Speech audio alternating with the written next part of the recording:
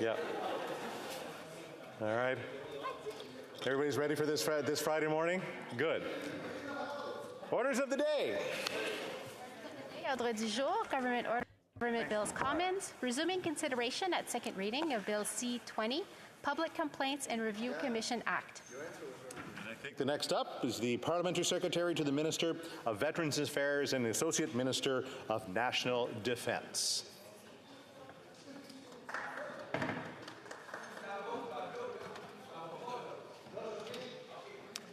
Thank you. Merci, Monsieur. Thank you, Mr. Speaker. Thank again for having the opportunity to debate C-20, and I'll resume where I was, of course, a few days ago. So C-20 responds to the long-standing need to establish an independent review of the CBSA and improve review of the RCMP. This bill builds on the previous proposals to create a review body for the RCMP and CBSA. For example, Bill 98 from 2019 and Bill C-3 from 2020 were introduced but never completed the legislative process. Bill C-20 also responds to the recent federal court decision that the RCMP must provide a response to the CRCC interim report within 6 months. Mr. Speaker, I'd like to highlight that this bill also advances the Minister of Public Safety's mandate letter commitments. One, to create a review body for the CBSA. To set timelines for the RCMP and the CBSA responses to complaints and recommendation. Also to ensure continued compliance with accountability and review bodies. Combat systemic racism and discrimination in the criminal justice system. To continue advancing efforts towards a path of reconciliation with First Nations, Inuit, and Métis peoples. And of course, ensure that the RCMP and CBSA continue working to transform their culture, to create a culture of accountability, equity, diversity, and inclusion. This bill adds to the existing CRCC powers by providing enhanced accountability and transparency tools, including the standalone statute, which reinforces its independence from the RCMP and CBSA. Set timelines for the RCMP and CBSA responses to the PCRC interim report means that responses will be expected within 6 months of any complaints and specify activity reviews and recommendation responses would be expected, of course, within 60 days. Bill C-20 includes important provisions related to the collection and publication of race-based data by the PCRC with RCMP and CBSA to increase knowledge about systemic racism in law enforcement and inform responses. The mandate of the Public Compliance Review Commission Public Education and Information Program will increase public knowledge and awareness of the Commission's mandate and complainants' rights to redress. This bill provides the offenses and punishments for obstruction and non-compliance with the PCRC. Individuals detained by the CBSA must be informed of their avenue to make complaint. This bill will also provide the PCRC with additional authorities to recommend that this RCMP and CBSA deputy heads initiate disciplinary-related processes or impose a disciplinary measure under certain circumstances. The deputy heads would be required to advise the minister and PCRC chairman whether or not discipline was initiated or imposed. The new PCRC would also be able to conduct a joint investigation, review or hearings into complaints with appropriate authorities of any other jurisdiction needed. The PCRC would refer national security matters to the National Security and Intelligence Review Agency and cooperate with the agency to avoid duplication of work. Mr. Speaker, the Public Complaints and Review Commission would be responsible for conducting specific activity reviews of any non-national security activities of the CBSA, either on the PCRC own initiative or at the request of the Minister. The bill would create a statutory framework in the CBSA Act to govern the CBSA's response to serious incidents which are now governed by internal policy. There would be an opportunity for the CBSA to conduct internal investigations into alleged serious incidents. There is also a requirement for the CBSA to notify police of jurisdiction and the PCRC when such incidents occur. There would be a requirement by the Canada Border Service Agency to provide the PCRC with reports of or other information of serious incidents. The authority would also exist for the PCRC to send an observer to verify the impartiality of the CBSA serious incident investigation. Finally, there would be a requirement for the PCRC to report on a number of types or outcomes of serious incidents as part of an annual reporting system. Mr. Speaker, I'll speak briefly about the mechanics of the PCRC as well. The PCRC would be headed by a chairperson and up to 4 additional members, including a vice president appointed by the Governor in Council. The bill provides GIC, Governor in Council, regulations, making powers for information sharing and related procedures. Mr. Speaker, we all rely on the CBSA and the RCMP. We interact with the CBSA and the RCMP, and they safeguard our security goods, but we need to have assurance about efficient, fair, and equal treatment.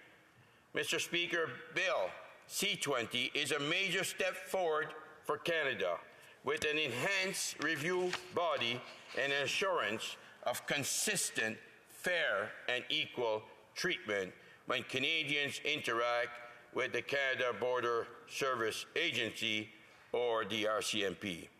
I urge honourable members to join me in supporting the important bill that we have in front of us today, C-20. Thank you, Mr. Speaker.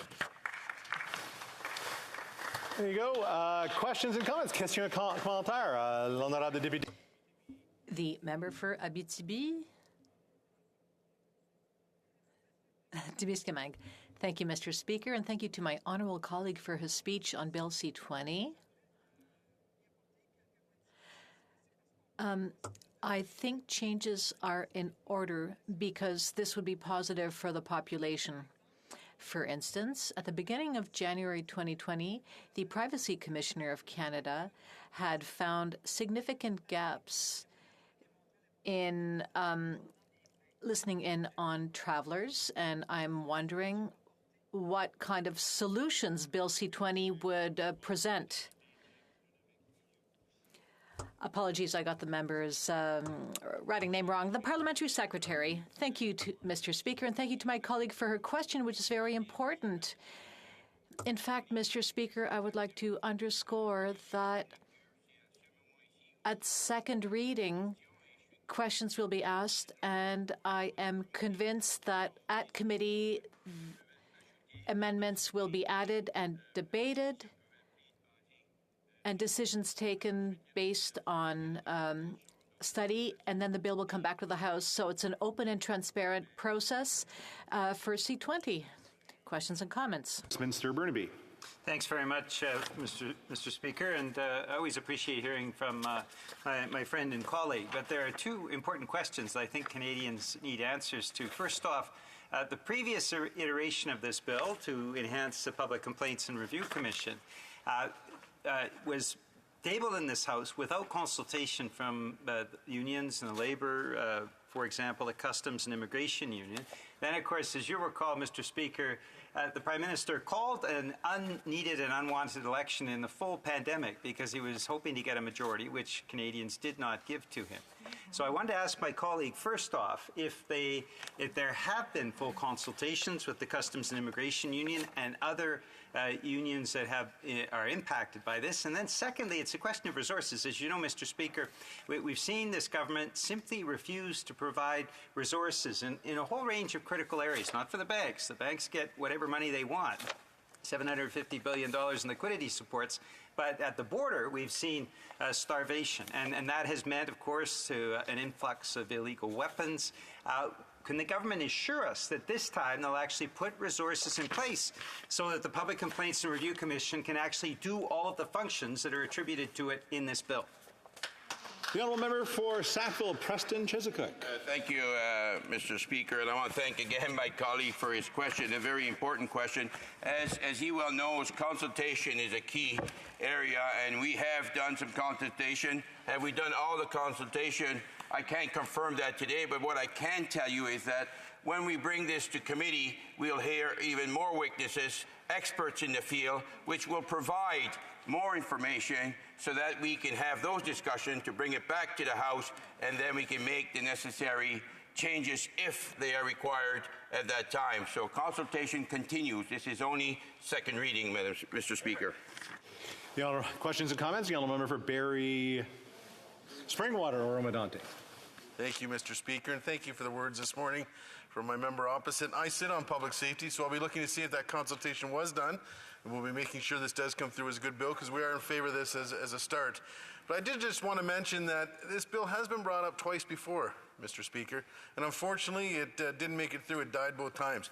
Perhaps can we have some reassurance from the member opposite that this time we are going to get this bill through and see it through to fruition? Before an election. The honourable parliamentary secretary. I thank you, Mr. Speaker, and I thank my colleague for his question and his work, of course, on the committee, which is very important. And as I said in my report, in my speech, of course, in 2019, we brought the first bill forward, and then in 2020, which was C3, it didn't get through the process, but the intent of this government, this side of the House, is to get this done, and we're counting, of course, on the opposition to support us as we move forward. This is a very important bill which will bring, of course, independent body to feed us some information and bring more oversight and transparency to the process. Thank you. Question commentaire, questions and comments. The honourable parliamentary secretary to the government House Leader. Yes, thank you, Mr. Speaker. I do think it's important to recognize that whether it's our RCMP or our border controls, that they are the people that fill in those positions do a fabulous job. And like any other occupations, there are bad apples. And what's nice about this, Mr. Speaker, the legislation that's being proposed, is that it builds confidence from the public in our institutions. And by establishing an independent, arm's-length commission, what we're doing is we're allowing for that confidence from the public. And I'm wondering if my colleague could just reaffirm why it's so important for us to have these independent commissions. Because after all, it's just the bad apples that cause often the issues that hit the media attention, that make things look bad for the RCMP or the Border Control. But a vast majority of those civil servants do just an outstanding job for all citizens here in Canada. Honourable Parliamentary Secretary to the Minister of Veterans Affairs. Thank you, Mr. Speaker. I want to thank my colleague for this important question. And it's so right that people need to trust in the process. They need to trust our institution. And that's why this independent study will bring not only the oversight, but more transparency. And what's important is that they'll bring an annual report as well that will be submitted. That's another process that will take place that will help us in that process. And also we'll be collecting and publishing de-aggregated race-based data, so more data concerning, of course, systematic racism and law enforcement. So those are key issues that we need to make improvement. We know, and Canadians have been asking us for more improvement and have a two-way street so that if there's complaints that comes forward, that there's a process in place to support the work that needs to be done as follow-ups. Thank you, Mr. Speaker. Questions and comments? Question or commentaire. The honourable member for Barrie Springwater, Oro Medonte. Thank you, and thank you, Mr. Speaker, for recognizing me again, because it's great to have a quick rebuttal to that last answer I had heard. When we talked about Conservatives supporting this bill, we always support good legislation that comes through. Recently on public safety, we've been reviewing C-21, which is questionable legislation coming through, but really what's slowing that down now is a huge amendment that's member opposite. The Honourable Parliamentary Secretary. Thank you, Mr. Speaker. I want to thank him for his comment. It's a question that, of course, it's a good question. We believe in working together, members of Parliament, to bring forward amendments that will make life better for Canadians. That's a crucial part. And I think we do that in a large majority of times. However, I have to say that on the Committee of Official Languages, I'm extremely disappointed how things are unfolding, because as you know, our government has brought forward the C-13 bill, and all the organizations right across the country are showing clear support behind this bill, and the NDP are supporting us, but the Conservative and the Bloc have been now for 3 consecutive weeks filibustering that committee. That is sad. So when you start talking about bringing amendments in, I would like the opportunity in the Official Language Committee that we can go amendment by amendment so we can get this bill passed as soon as possible. Thank you. Question et commentaire. L'honorable député de Joliette. The member for Joliette. Thank you, Mr. Speaker. I have an observation for the Parliamentary Secretary. I would like him to ask himself questions. Why does the Bloc Québécois have to filibuster at the Official Languages Committee to slow down the adoption of the Official Languages Act? Why is this happening? Because this government, this Liberal Party, supported by the third opposition party, are opposed to amendments which have been asked for by Quebec to defend French and to slow down or stop, rather, the decline of the French language. What we've seen from the start of Confederation is a drastic fall in the number of French speakers outside of Quebec. It's the situation is very bad, and the decline of French will continue apace. Fewer than 50% of Montrealers speak French. And the reason for that, the main reason for that, is the Official Languages Act and its bad measures which support English in Quebec. Thank you, Mr. Speaker. The Honourable Parliamentary Secretary. Mr. Speaker, I'd like to thank my colleague for his question and his observation, but I completely disagree with him. We are the first government in the history of Canada who have recognized the decline of the French language in Quebec.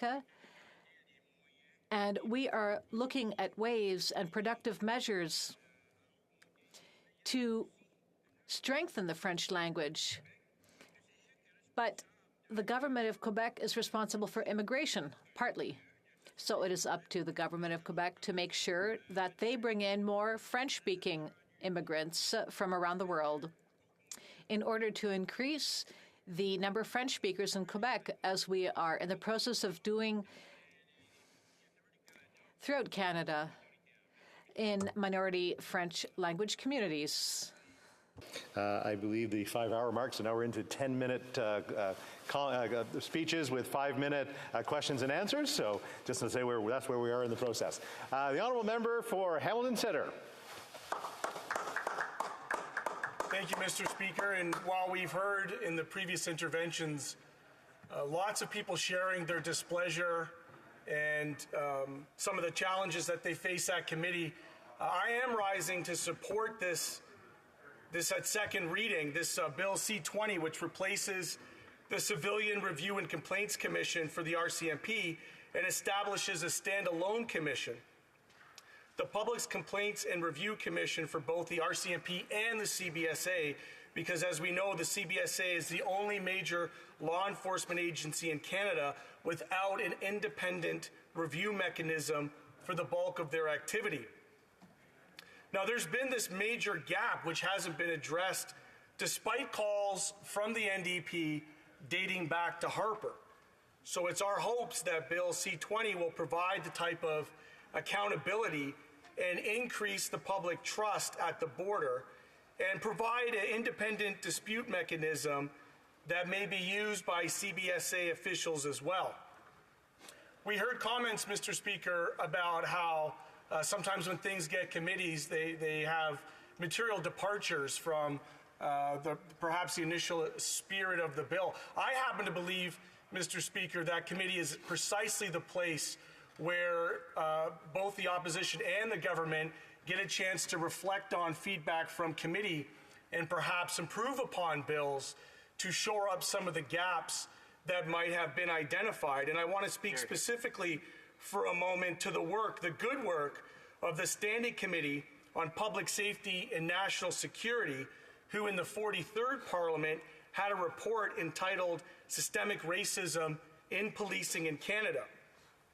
This report, which was adopted by this committee, both government and opposition came together, and I believe it was 19 meetings within the study, over 53 witnesses, testimony from subject matter experts, a very detailed report, I believe, of perhaps 43 recommendations on how to tackle systemic racism in policing in Canada. Yet, when the government has the opportunity to take the good work of Parliament and as an extension, the citizenry of this country, it still presents bills that are wholly inadequate to address the very topics that have been raised in previous parliaments and continue, of course, to be a problem here today. So while Bill C-20 has the potential to provide these important changes in civilian oversight to both the RCMP and the CBSA, it falls short. It falls short of meeting several of the important recommendations from the report, namely Indigenous oversight, including Indigenous investigators and decision makers, and the appointment of Black and racialized Canadians. I would like to expand on, for those who might not be familiar with these processes, what it's like to have personal interactions with police, be it the RCMP, be it the OPP or local policing or the CBSA. Anybody who has power and control over your inherent rights, over your feeling to belong in your own communities, Mr. Speaker. I myself have had these experiences in my own city as a city councillor, being stopped and questioned by local police simply for existing in my neighborhood, simply waiting for a bus. And Mr. Speaker, when we were engaging in these discussions around systemic racism within policing, as a former city councillor, I would tell residents that when you have an issue, it is so important that you lodge a formal complaint. The reason being is that if there are no formal complaints, there is no quantitative data that would show problematic trends of structural and institutional racism within policing. So I myself, sir, filed the Police Service Act complaint, given my interaction, my very problematic interaction with a constable, Andrew Pfeiffer, at that time, because that was what was made available to me, sir. Now, had I known then what I know now, which is that our civilian oversight of policing is completely and wholly culturally incompetent and devoid of any type of context that would account for the various lived experiences of people outside of the culture of policing. In fact, we've often had this culture of policing, policing, policing, where you have basically former cops appointed to these boards to investigate former cops, and then you have these quasi-judicial tribunals, these kangaroo courts that are set up to either absolve them or, if it's politically convenient in the moment, teach them a lesson. Sir, I could tell you that as a political leader within my community, I had senior members of our local police service on their way out tell me explicitly they're about to teach you a lesson. And from the outset, within the first 5 minutes of my experience within the Police Service Act hearing, as a Canadian of African descent, as a city councillor, somebody who had been accorded power and privilege, it was made apparent within the first 5 minutes that the hearing officer, a former deputy from the Peel region, Terrence Kelly, was unwilling and incapable of hearing any aspects related to anti-blackness within policing. A textbook case of racial profiling, and he said within the first 5 minutes he would not hear the case. In legal terms, it's what's called a reasonable presumption of bias. It jaundiced the entire process, which ended up in, over the course of 2 years, over a week of hearing of which myself, as the complainant, became the target of the investigation. A completely humiliating and dehumanizing experience. One that if I were to tell other people in that same experience, should you go through that, I would say absolutely not. Save yourself. Save yourself, get the best civil lawyer you can, and sue them, because that's the only language they understand. And it's the only place where you can get on full footing for proper disclosure. Because as we've heard, in all levels of police review, they just refuse to cooperate. Refuse to cooperate. And so when you have subject matter experts provide over the course of 18 hearings, 53 witnesses, including Robin Maynard, a brilliant mind on what structural and institutional racism looks like, on what anti-blackness looks like when they provide their testimony. Former RCMP officers, Alain Babineau, who understood it from both the inside and the practical street application, both from what discipline looks like and from what anti-blackness looks like out in communities. When you have professors, learned professors like Ekwesi Aweso-Bempha, break down all the ways in which systemic, institutional, and structural racism occur, the recommendations are clear.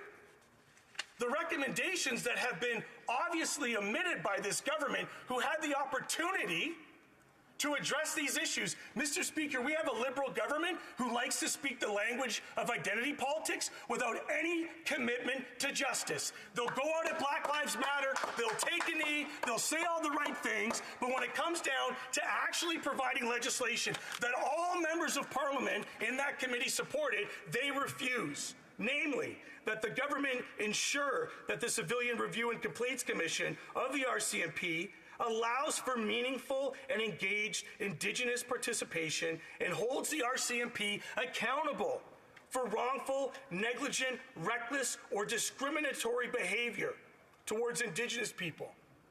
There's videotapes of the RCMP brutalizing Indigenous people across this country, time and time again. And when is it going to be enough for this government to finally take a position, listen to the reports, and implement these things? The fourth recommendation, that they appoint Indigenous, Black, and other racialized people and residents of northern communities to the Civilian Review Complaints Commission, and to have investigations and leadership positions within that organization. I'm sorry, but when Hearing Officer Terrence Kelly takes on my case and says within the first 3 minutes he's unwilling and unable to listen to any parameters of race, that is negligent.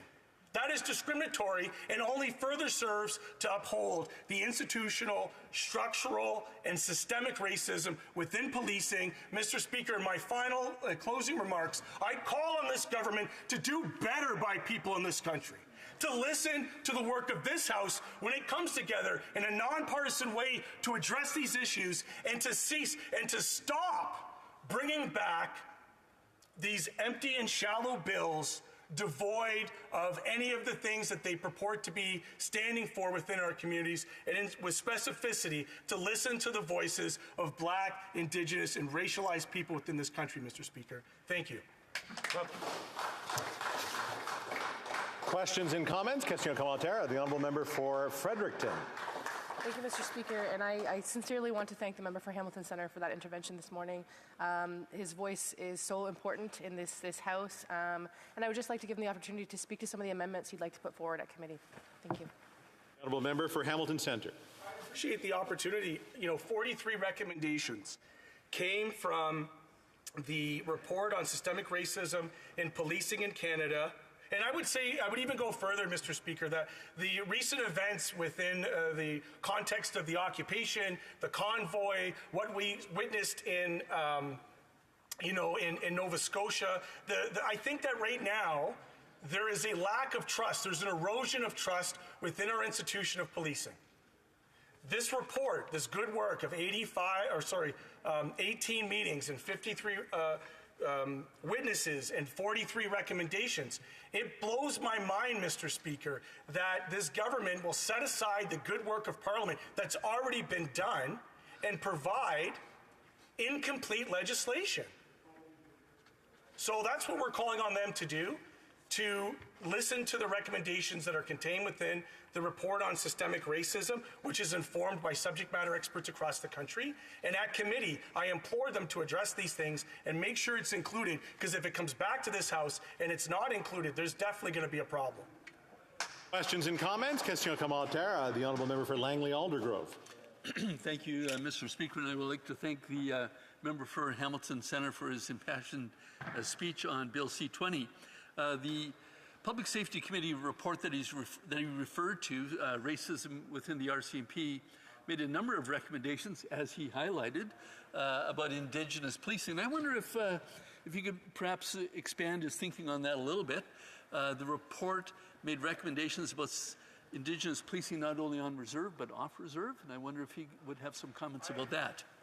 For Hamilton Centre. Dearly appreciate the honourable member for allowing me to expand on that, just from my own proximity to the Haudenosaunee territory, the Six Nations of the Grand River, where they are actively involved in their own policing. Look, if you acknowledge that we're in nation-to-nation relationships, then we have to grant sovereignty, ultimately, over all decisions within those territories, which would absolutely include policing. It is absolutely the case that when you only have to look at the pipeline to prison, which starts, as we know, with policing in schools and ends up with the disgusting and abhorrent over-representation of Indigenous people within our prison systems, that is absolutely an indictment on the ways in which we have failed to provide fair and adequate access to a legal system. What we need to do, Mr. Speaker, is work towards having a justice system in this country. And we cannot have a justice system until we address the ongoing colonialism that is expressed to the state's monopoly of violence as it relates to policing within Indigenous communities. Question et commentaire. Questions and comments. L'honneur de député. The honourable member for Abitibi, James Bay. Thank you, Mr. Speaker. I'd like to thank my colleague for his speech, which dealt with justice for Indigenous peoples. There's also the question of issues at the border. Indigenous people no longer have the same clout that they once had. This is an important reference, I believe, to the Jay Treaty, which is a historic reference to the nationalism, to the sovereign nationalism that is embedded in the treaties that allow Indigenous First Nations people who are a part of the Jay Treaty to travel freely, unencumbered, back and forth across the border. This is an integral part of our historic treaty rights, and I think need to be respected.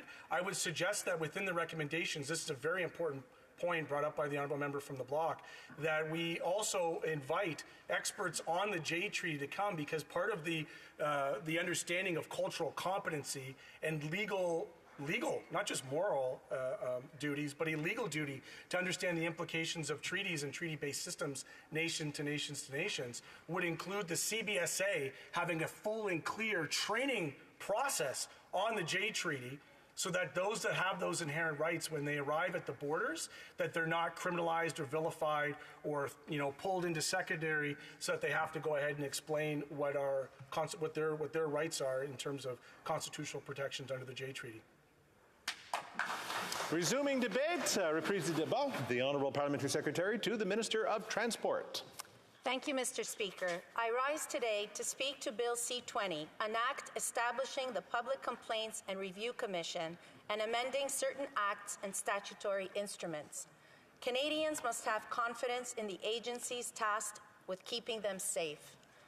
Be it in our communities or at our borders, public trust is essential to the work of the Royal Canadian Mounted Police and Canada Border Services Agency. This legislation seeks to close a long-standing gap by providing CBSA with an independent review body that will ensure transparency and accountability for Canadians. And for the RCMP, the bill will update and enhance their current civilian accountability body, the Civilian Review and Complaints Commission. Mr. Speaker, I would like to use my time today to speak about some of the details of this legislation. Bill C-20 will combine RCMP and CBSA review under a newly established Public Complaints Review Commission, or the PCRC. Understanding that Canadians expect timely responses from their public institutions and recognizing past criticisms that the RCMP had been slow to respond to reports from the CRCC, this bill will establish defined timelines for RCMP and CBSA responses to complaints and recommendations. For specified activity reviews and recommendations by the PCRC and RCMP or CBSA, response will be required within 60 calendar days. Responses to interim reports concerning complaints will be required within 6 months, and the RCMP and CBSA will report annually to the Minister of Public Safety on progress in implementing PCRC recommendations.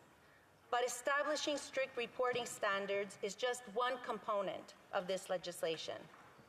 Our government recognizes in order for the PCRC to have the tools to ensure accountability, it has to be given the appropriate investigative powers and responsibilities. This bill does just that.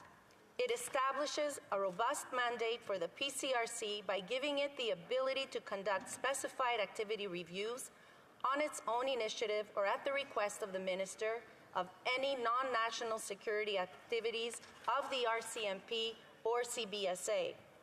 The PCRC would also be able to receive and investigate complaints from the public concerning the level of service provided by the RCMP and the CBSA, as well as the conduct of RCMP and CBSA employees.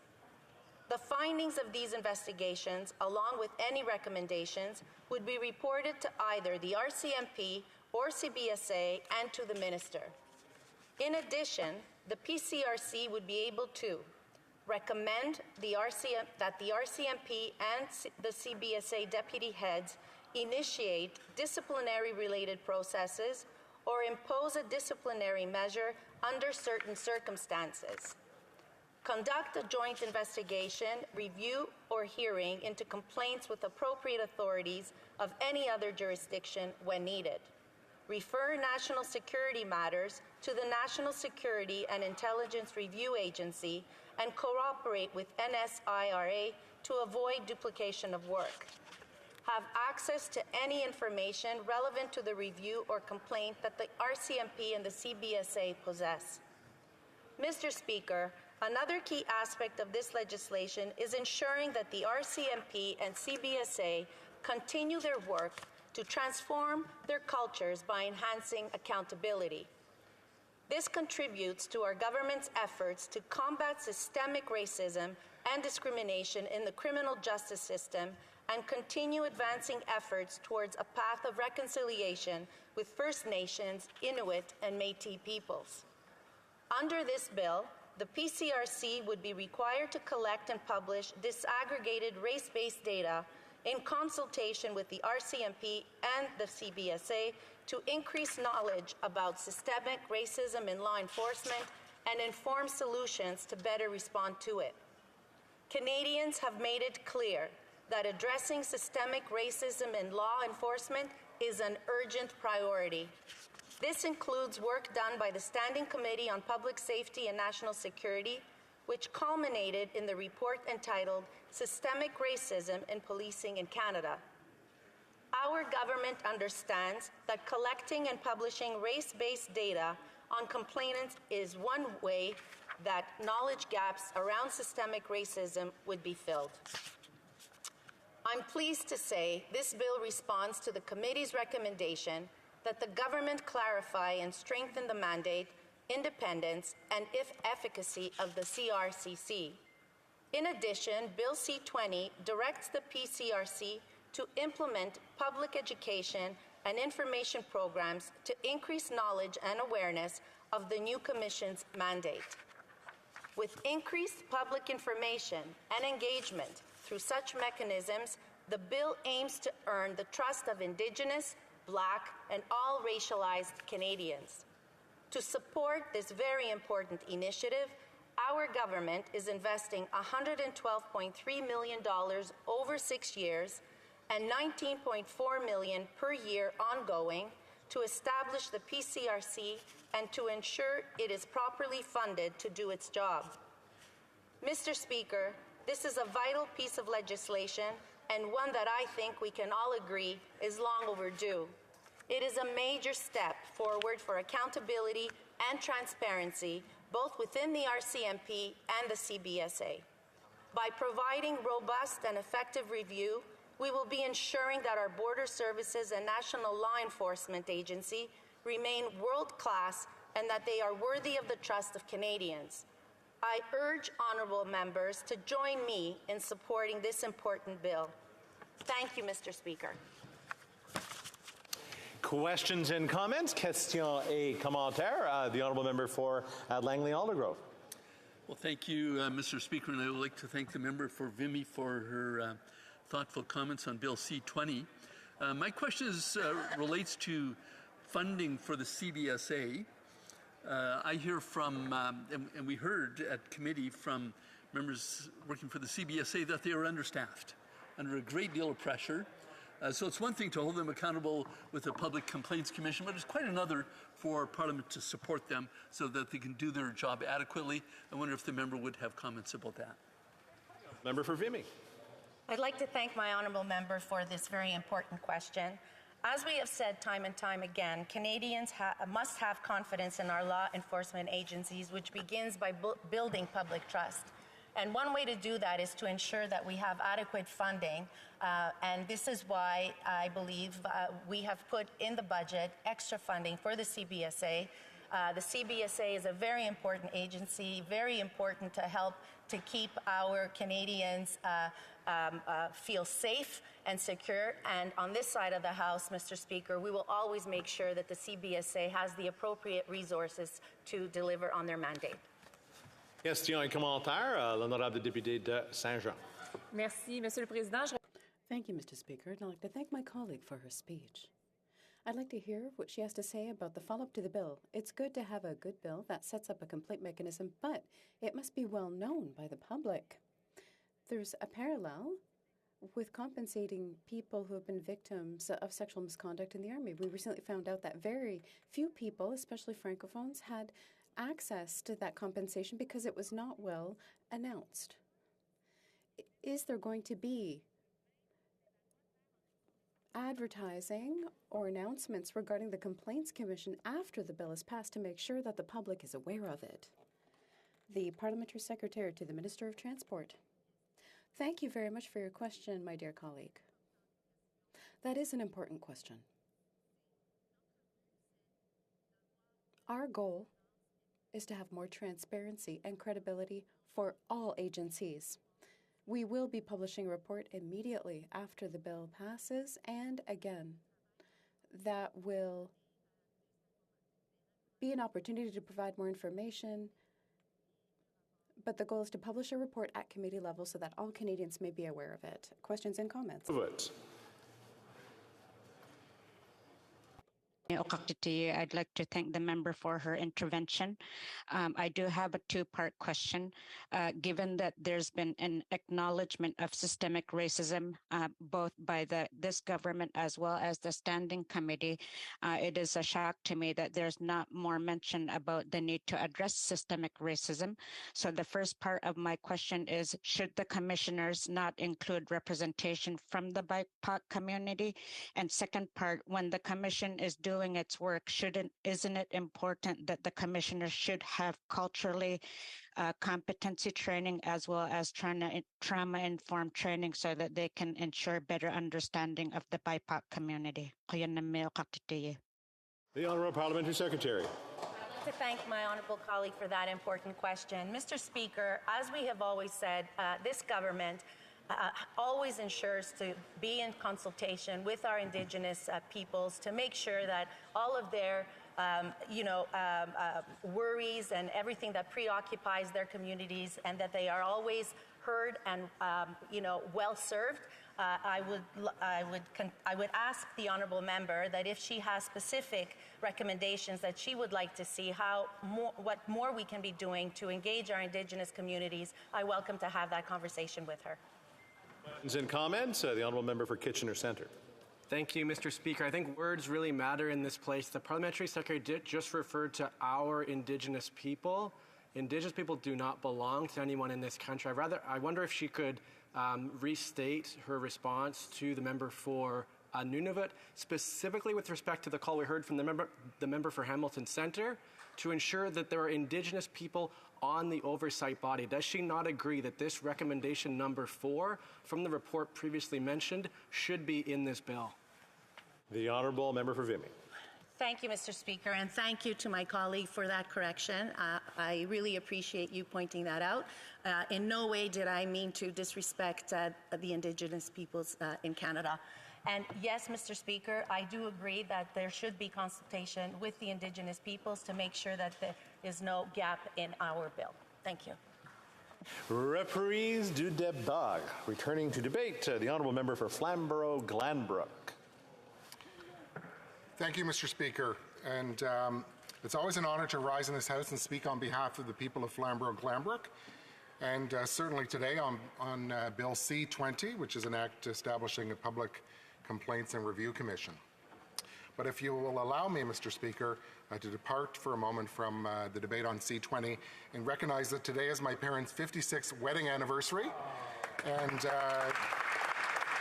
56 years is a pretty incredible achievement unto itself, but I need to recognize that this has been a challenging year for my parents because my dad was diagnosed with lung cancer earlier in the year, in January, and the great news is that they were able to remove the cancerous mass, and he has undergone chemotherapy. My mom is a retired nurse, so she was by his side every step of the way, nursing him back to health and strength, and he's made a full recovery, and he is a naturalist and has a picturesque rural property, and now is able to get out about and see his waterfowl and his birds, and he's very happy about that. So, 56 years, there's been ups and downs, no doubt, and but they're still able to walk hand in hand, and so happy anniversary, Mom and Dad. So thank you for that diversion from C-20, so certainly back to the matter at hand. And we know that the bill renames the Civilian Review and Complaints Commission for the RCMP to the Public Complaints and Review Commission, or the PCRC, as we've heard. Under its new name, the Commission will be responsible for reviewing civilian complaints of the Canadian Border Services Agency, as well as the RCMP. So the Civilian Review Commission does improve the oversight, or will improve the oversight, and it is hoped thereby will help both the RCMP and the CBSA to become more effective agencies in their duties and functions. Canadians certainly expect effective oversight of their federal law enforcement authorities, and that is why we support this bill. And so I'll reiterate some of the things that have been mentioned that the bill will deliver on, and how that oversight will be provided to Canadians. So there's codified timelines for RCMP and CBSA responses to PCRC interim reports. reviews and commissions. There's information sharing between the RCMP, CBSA, and the PCRC. There's mandatory annual reporting by both the RCMP and the CBSA on actions to be taken in response to the recommendations of the PCRC.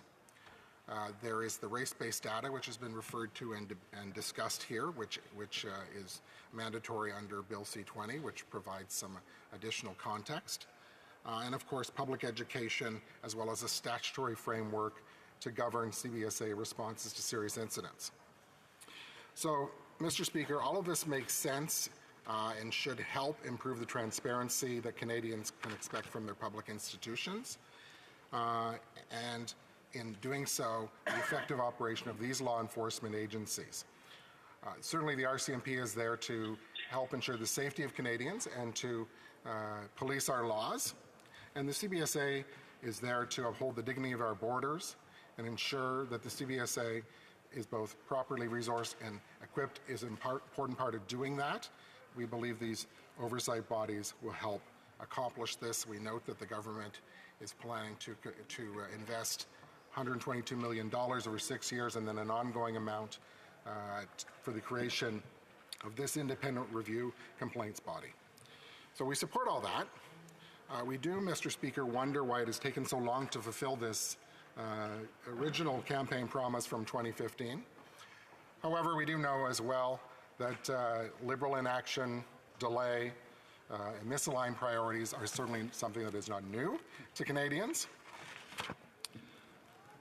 But, Mr. Speaker, while we're on the subject of public safety, I'm certainly compelled to speak up on behalf of the people of Flamborough-Glanbrook and indeed Hamilton and Ontario and Canada to talk about the alarming increase in gangs and in violent crime that are plaguing our streets. So, Mr. Speaker, there was a statistic that was recently put out by Statistics Canada on gang-related homicides, and it confirmed that there's been a 92% increase in gang-related homicides across Canada since the Liberals took office. Wow is right. It's an alarming number. We also know that there's been a 32% increase in violent crimes as well.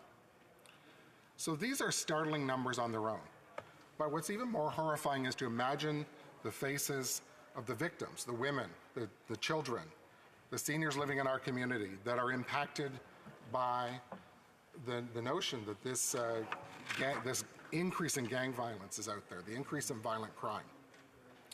And so that's an awful feeling that they have to contend with. And knowing that it's all too close.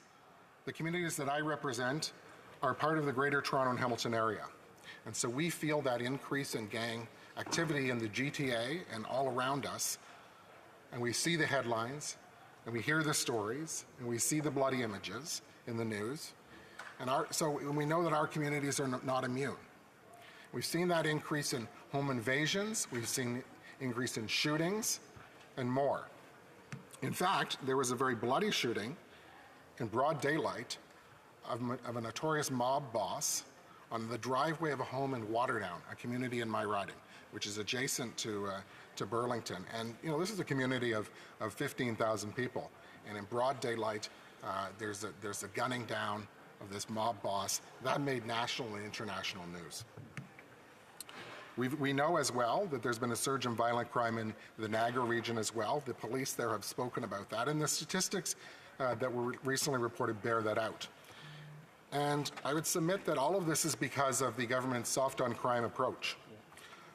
Like we've seen with C-5, the ending of mandatory minimum sentences for a host of violent crimes. So the message to the gangs and violent criminals from this Liberal government has been very clear.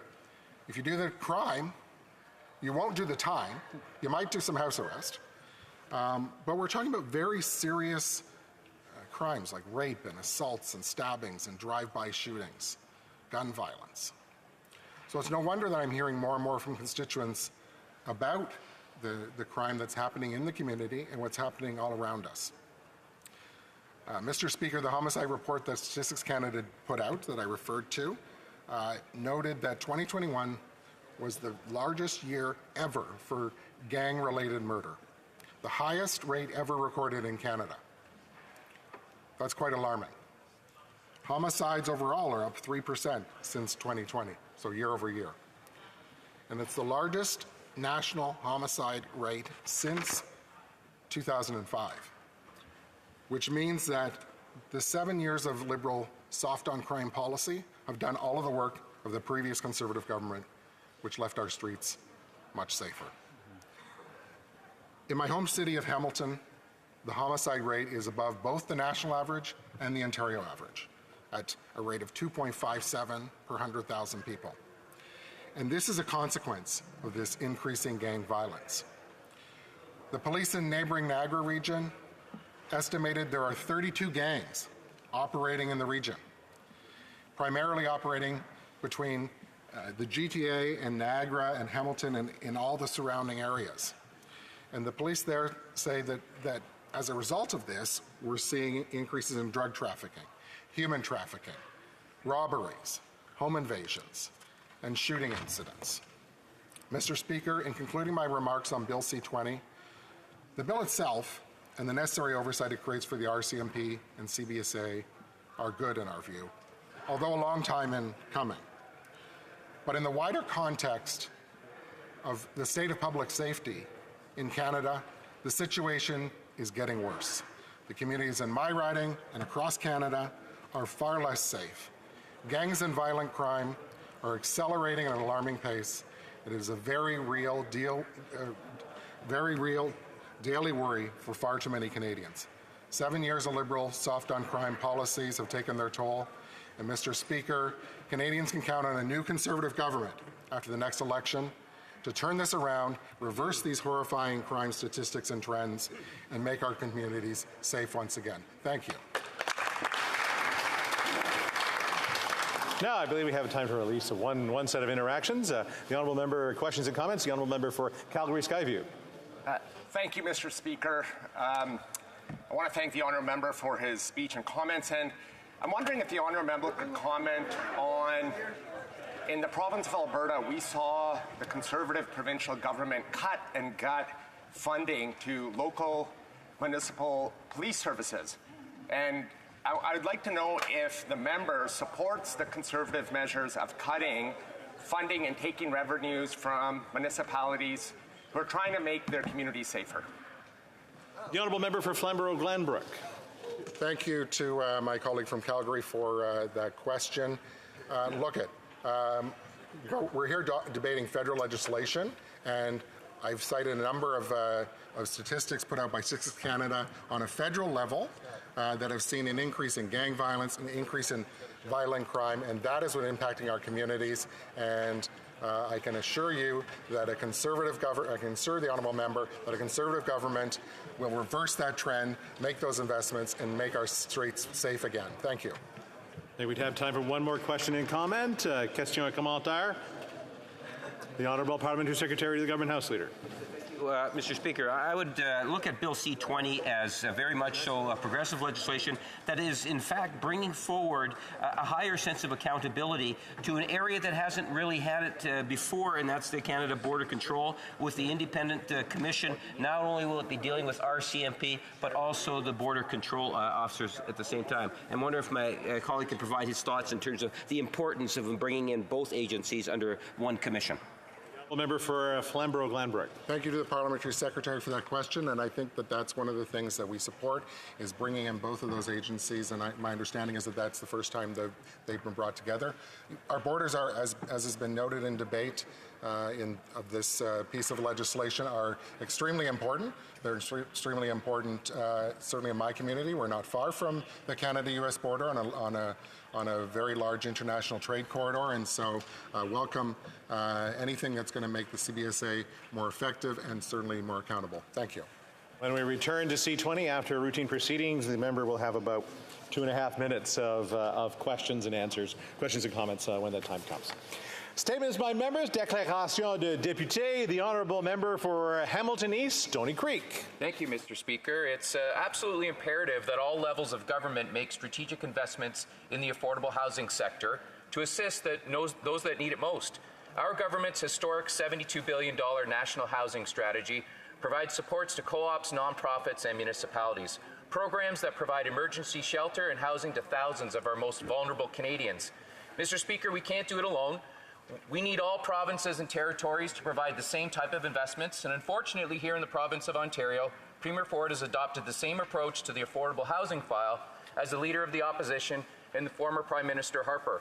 They all mistakenly believe that the private sector, through an archaic form of trickle-down economics, will solve the problem. Mr. Speaker, it's time that we take a firm approach with Premier Ford and his government on the affordable housing file. He continues to ignore the needs of our homeless population living rough. He continues to ignore the housing needs of tens of thousands of low-income seniors and people with disabilities who've waited years on the affordable housing waitlist. The provision of affordable housing is a shared responsibility, and it's time they get serious and commit to building more affordable housing for Ontarians. And petit rappel, a little reminder that, of course, these statements are 60 seconds, so let's make sure we try to keep them under that 60 seconds as the time goes on. L'honorable. The member for Montmagny, Lillet, Kamouraska, Rivière-du-Loup. Thank you, Mr. Speaker. On October 13 and 14 last, I organized an event called Rendezvous Affaires 2022. The purpose of this economic event was for people living on our huge territory to get to know each other better. With the support of the three chambers of commerce in my riding, Montmagny, Kamouraska, Lillet, and Rivière-du-Loup, well, the event was a success, and we should be proud of that. In fact, 75 exhibitors were there, 2,000 visitors showed up, including classes of young people from schools in our area. So mission accomplished. I'd like to take this opportunity to thank my major partners, Premier Tech, Rousseau Métal, Maison Laprise, and Alstom for their significant contributions. Being a business person myself, I feel the role of the economy plays in our lives is very important, particularly in our communities, to make them attractive to businesses and employees. I'm proud of my community and my riding, Mr. Speaker. And I'm, again, mission accomplished, and long live Montmagny, Lillet, Kamouraska, Rivière-du-Loup. The honourable member for Calgary Skyview. Mr. Speaker, the National Access Arts Centre is Canada's only and largest disability arts organization currently supporting more than 350 Canadian artists living with developmental and physical disabilities. These artists' works are showcased in Canadian embassies and arts presentations around the world, including an upcoming event celebrating the 60th anniversary of diplomatic relations between Canada and Korea. Another major milestone in 2023 will be the completion of the Wan Lee Community Arts Hub in Toronto. The NAAC is making great progress on its multidisciplinary arts campus project in Calgary, based on its vision to create North America's very first accessible arts hub. In 2021, the NAAC launched a project called Ways of Knowing, the very first project of its kind that will use the power of the arts to connect Canadians with disabilities to the truth and reconciliation process with Indigenous peoples. I recently had the opportunity to visit, and I would like to thank and congratulate the NAAC for their contribution to Canada and all around the world. The honourable member for Winnipeg Centre. Mr. Speaker, today is International Day for the Elimination of Violence Against Women. Every 6 days, a woman in Canada is killed by their intimate partner. Tonight, thousands of women, many with children, will be staying in shelters, and hundreds will be turned away because they are full. Many will be forced to choose between violence on the streets or violence at home. There is a desperate need for more low-barrier safe spaces and transitional houses for women and gender-diverse people. It is unacceptable that funding announced by the Liberal government in its violence prevention strategy from fall 2020 remains almost entirely unused. We also cannot address gender violence without addressing poverty. Poverty is one of the biggest factors pushing women and gender-diverse people into dangerous relationships and situations and preventing them from leaving. As we begin the 16th day of activism against gender-based violence, let's redouble our efforts to end gender-based violence in all its forms. We must act now to save lives. Thank you, Mr. Speaker. L'honorable député. The member for Vimy. Thank you, Mr. Speaker. Today marks the first day of the 16 days of activism against gender violence. These 16 days are an opportunity to come together as Canadians and with partners around the world to fight against gender-based violence. This year's theme, It's Not Just, highlights the real impact of the actions that are sometimes cast aside as playful banter, boys being boys, or locker room talk. These aggressions are not just words, and they are not just. Gender-based violence limits women's income, causes health problems, and perpetuates cycles of violence that can last for generations. We must not rest until all women are safe. Some members of this House have tried to gain popularity by appealing to ideologies and groups that are opposed to women's basic human rights. We believe that words matter and will never accept narratives that can lead to gender-based violence, which must never be tolerated in Canada. We all have a role to play in ending gender-based violence. Thank you, Mr. Speaker. The honourable member for Saskatoon Grasswood. Thank you, Mr. Speaker. Tomorrow marks the 57th Vanier Cup, the Canadian University Football Championship, and it's a dream matchup that will occur in London, Ontario. University of Saskatchewan Huskies against Laval Régior. Both teams finished 7-1 during the regular season, and both teams won in playoffs last weekend, setting up the third time they will meet in Vanier Cup history. Saskatchewan, led by Scott Flory, their head coach, he has the Huskies back for the second straight time trying to win the national championship. I think we can expect a high-scoring game tomorrow. Saskatchewan led the country with 348 yards per game, thanks to fifth-year quarterback Mason Nias. Rouge Aor are led by Heck Crichton Award winner Kevin Mattel, who led the country this past year in receptions and yards. So these are the stars of the future. Good luck to both teams tomorrow in the 57th annual Vanier Cup. All right. The honourable member for Windsor-Tecumseh. Mr. Speaker, a few weeks ago I hosted in Ottawa a constituent, Ryan Huey, and his dog, Joe. Ryan is one of the 750,000 Canadians living with diabetic retinopathy, one of the leading causes of blindness in Canada. Despite the strong link between diabetes and sight loss, Ryan told me about the challenge of using insulin pumps safely and independently because they are not accessible to Canadians with sight loss. Can you imagine, Mr. Speaker, trying to manage your diabetes safely but being fearful of accidentally causing self-harm because of the insulin pump doesn't provide accessible feedback for the visually impaired? November is Diabetes Awareness Month. In the spirit of Sir Frederick Banting, let's show the world again just how innovative we Canadians are.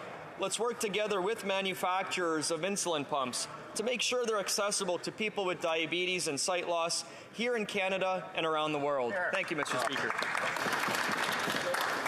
The honourable member for Nepean.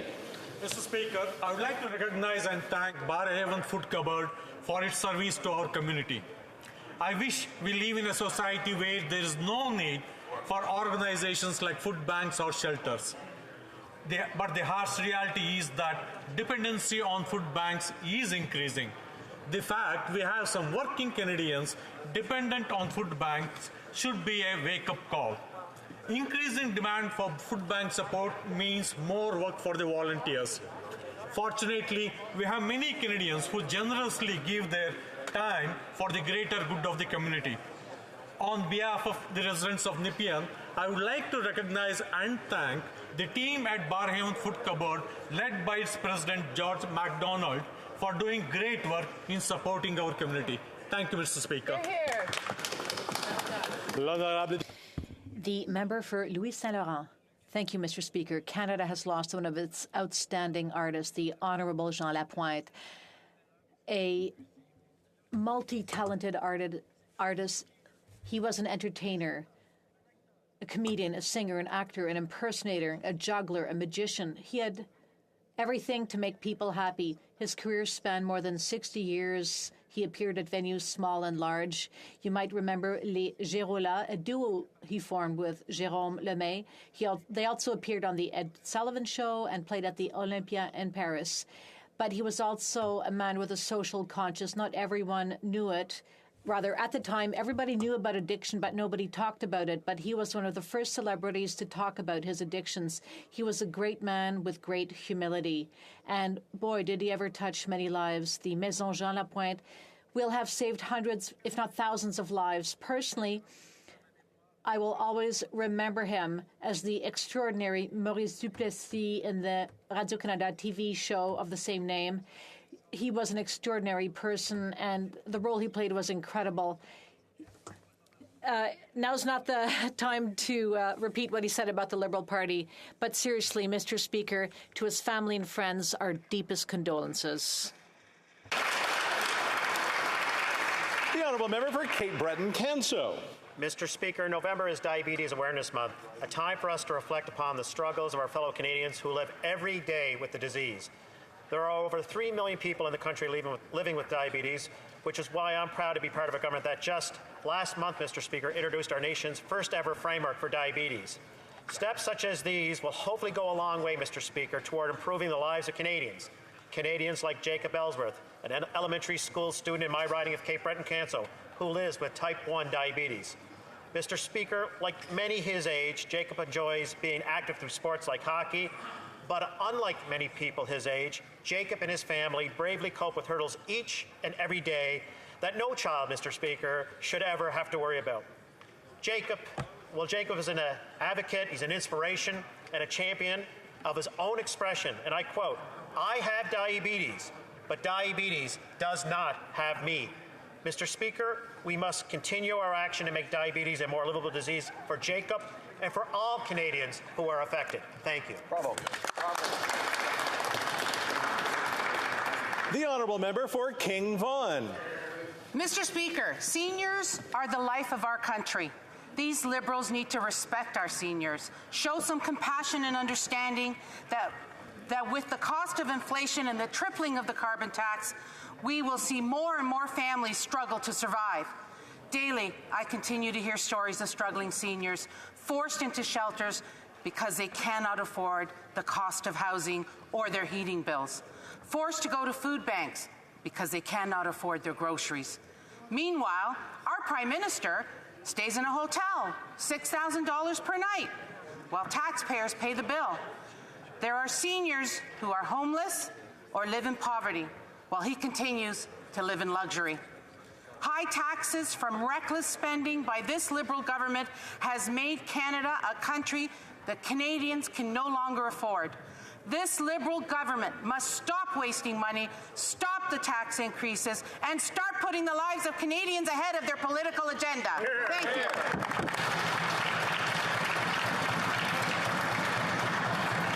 The Honourable Member for Sturgeon River Parkland. Mr. Speaker, in November 2019, we learned that Supermax, a PP&E manufacturer, was exploiting migrant workers at its glove factory in Malaysia. The Liberal government went on to buy gloves from Supermax, costing taxpayers $231 million. The U.S. government found that these workers faced abuses such as deception, restriction of movement, forced isolation, physical and sexual violence, intimidation and threats, withholding wages, debt bondage, abusive working and living conditions, and excessive overtime. The Liberals claim that they stopped these shipments from entering Canada as soon as they heard about these violations against human rights. Well, that's hard to believe, since global distributors still ship these products into Canada despite not shipping them into Great Britain and the USA, where they are banned. We have even found boxes of Supermax gloves here in the parliamentary precinct, a direct violation of Treasury Board rules. I was shocked, Mr. Speaker. Shame on this government to claim that they stand up for workers and human rights while purchasing the products produced through abuse.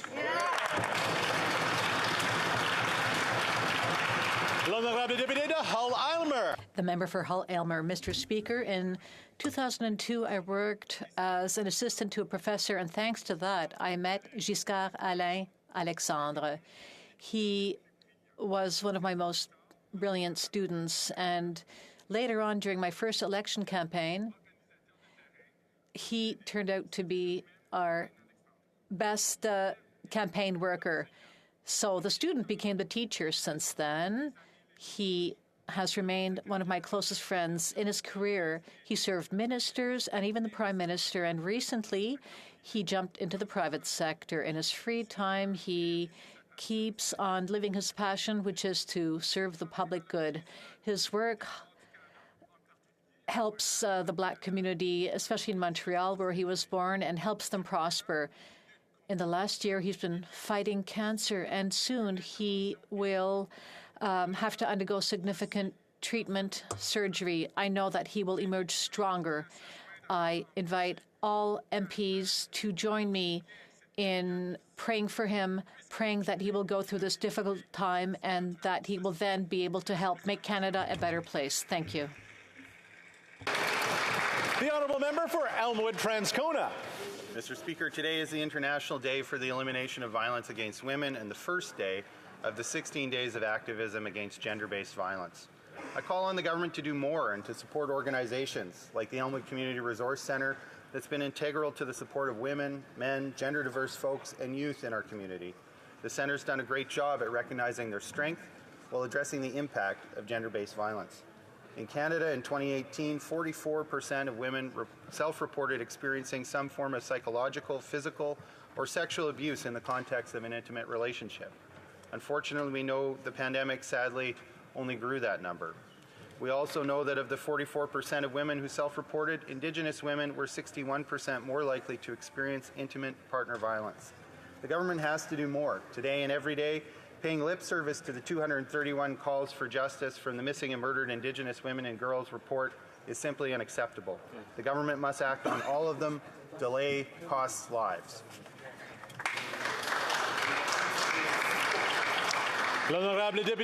The member for Montcalm. Mr. Speaker, this afternoon the government will be announcing an increase in EI sickness benefits. I want to remind all parliamentarians that we wouldn't even be talking about this issue if it wasn't for Marie-Hélène Dubuis and the 15 Weeks Initiative. And we wouldn't be talking about it without Émilie Sans-Façon, who spent the last moments of her life fighting to make sure that seriously ill people would never again be abandoned by the government as she herself had been. Every inch of progress made in the area of health benefits is thanks to courageous women like these two. But we have to do more. Émilie Sans-Façon, before she left us, met personally with the Prime Minister, and she explained to him that sick people need 50 weeks of support. We'll continue this fight to get those 50 weeks because healing should be the only concern of people with diseases like cancer. They shouldn't have to worry about finances. So in memory of Émilie, let's keep up the fight. The honourable member for Saskatoon West. Mr. Speaker, Canadians are hurting. They look around at what has happened to this country of ours over the past 7 years and realize that everything seems broken. Canada is caught in a broken experiment of woke NDP Liberal policies that removes prison sentences from violent offenders, floods our streets with illegal drugs, and increases homelessness, crime, overdoses, and death. Downtown in our city, I see the hopelessness on the faces of people every day as they take their next hit. They know they're broken, but they have no place to go. 1 in 5 families are skipping meals. 1.5 million visits to food banks in Canada in just 1 month, and over 30,000 overdose deaths since 2016. Wow. Mr. Speaker, when will it get better? Who is here to fix everything that's broken? I know a guy who's here for Canadians.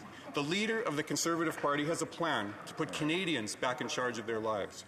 It's time for Canadians to let our strong Conservative team fix everything the Liberals have broken.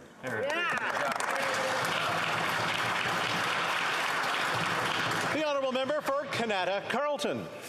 Mr. Speaker, today marks the beginning of the 16 days of activism against gender-based violence.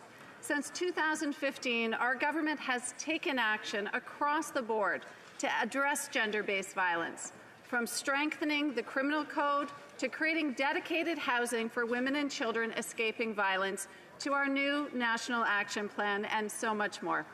These actions, Mr. Speaker, have helped more than 1.3 million individuals experiencing violence find safe haven and access vital support in the face of gender-based violence. But our work is not done. On December 9th, organizations across Canada will be able to apply for new funding from Women and Gender Equality Canada to help organizations on the ground continue their important work. We will never accept gender-based violence in our country. Bravo. Thank you, Mr. Speaker.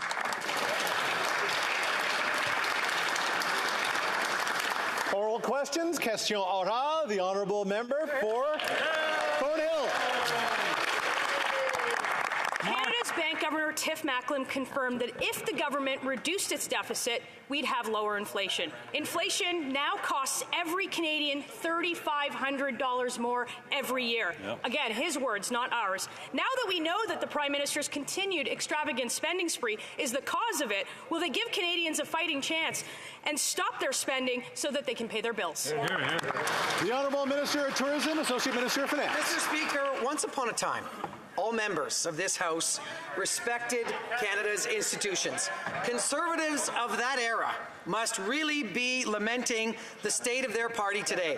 A party that tells false narratives about our economy, that attacks our institutions, and that systematically refuses to support Canadians in their time of need when they need it the most. They don't have a plan. We do. Thankfully for Canadians, we're on the job.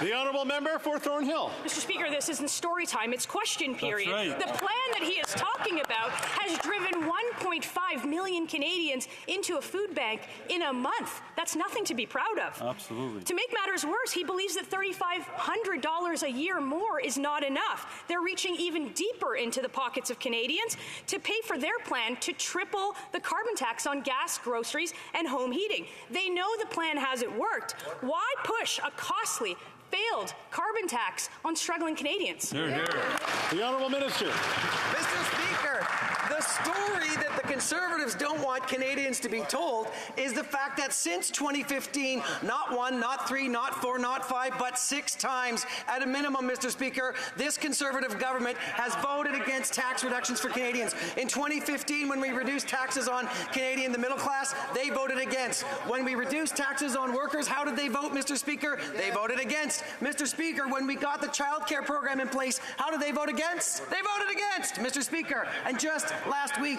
when we reduced taxes on the small business, how did they vote? Against. The Honourable Member for Thornhill. Mr. Speaker, the government is raising taxes on Canadians. It's tripling the carbon tax. The parliamentary budget officer says that 60% of Canadians will pay more than they ever get back. That's a tax. It'll cost an Albertan more than $2,000 after the rebate. In Ontario, almost $1,500 after the rebate. It's on page 13 of the parliamentary budget officer's report, and the minister should read it. So I want to know, are they calling the parliamentary budget officer a liar, or is today the day they'll finally be honest with Canadians about their tax plan? The Honourable Minister. Mr. Speaker, let's share the facts about where we are when we're fighting climate change. Mr. Speaker, Albertans lived through the heat dome. We saw the atmospheric river in BC. We just lived through the worst natural climate disaster in the history of our country with Hurricane Fiona. Mr. Speaker, our economists, people all the way back to the founder of the Reform Party, Preston Manning, said the best market mechanism to make sure that we fight climate change is to price pollution. We have done just that. Albertans get $1,100 more than they spend. That's the facts, Mr. Speaker. The Honourable Member for Louis Saint Laurent. Mr. Speaker, inflation is having devastating effects on Canadian families, and the biggest problem is with food, which is essential. 1.5 million Canadians last month resorted to community fridges and food banks right here at home in Canada. That's the impact of inflation. But the government is a glutton when it comes to taxing people because they want to triple the carbon tax next year. Is there any minister in that government that will stand up and say, yes, raising taxes in inflationary times is a good idea? The Honourable Minister. Mr. Speaker, let's be clear with the facts. For 7 years, the Liberal government has systematically been reducing taxes on Canadians, and every time the opposition, the Conservatives, have voted against it. When we reduced taxes for the middle class, they voted against. When we reduced taxes for workers, they voted against. When we provided for cheaper child care, they voted against. But, Mr. Speaker, on this side, we vote for Canadians. The Conservatives vote against. The honourable member for Louis-Saint-Laurent. Here's the facts. After 7 years of Liberal rule with the carbon tax, the fact is that we are ranked 58th out of 63 when it comes to fighting climate change. It's not working, the carbon tax. The government wants to triple the carbon tax next year. And can the minister, with a straight face, stand up and say, yes, it's good news. We're raising taxes in times of inflation? The honourable minister. Mr. Speaker, let's be clear, let's be specific. There will be no tripling of the carbon tax next year. That's totally false. We also know that a price on pollution doesn't apply in Quebec, not federally anyways. They have their own system. Mr. Speaker, the worst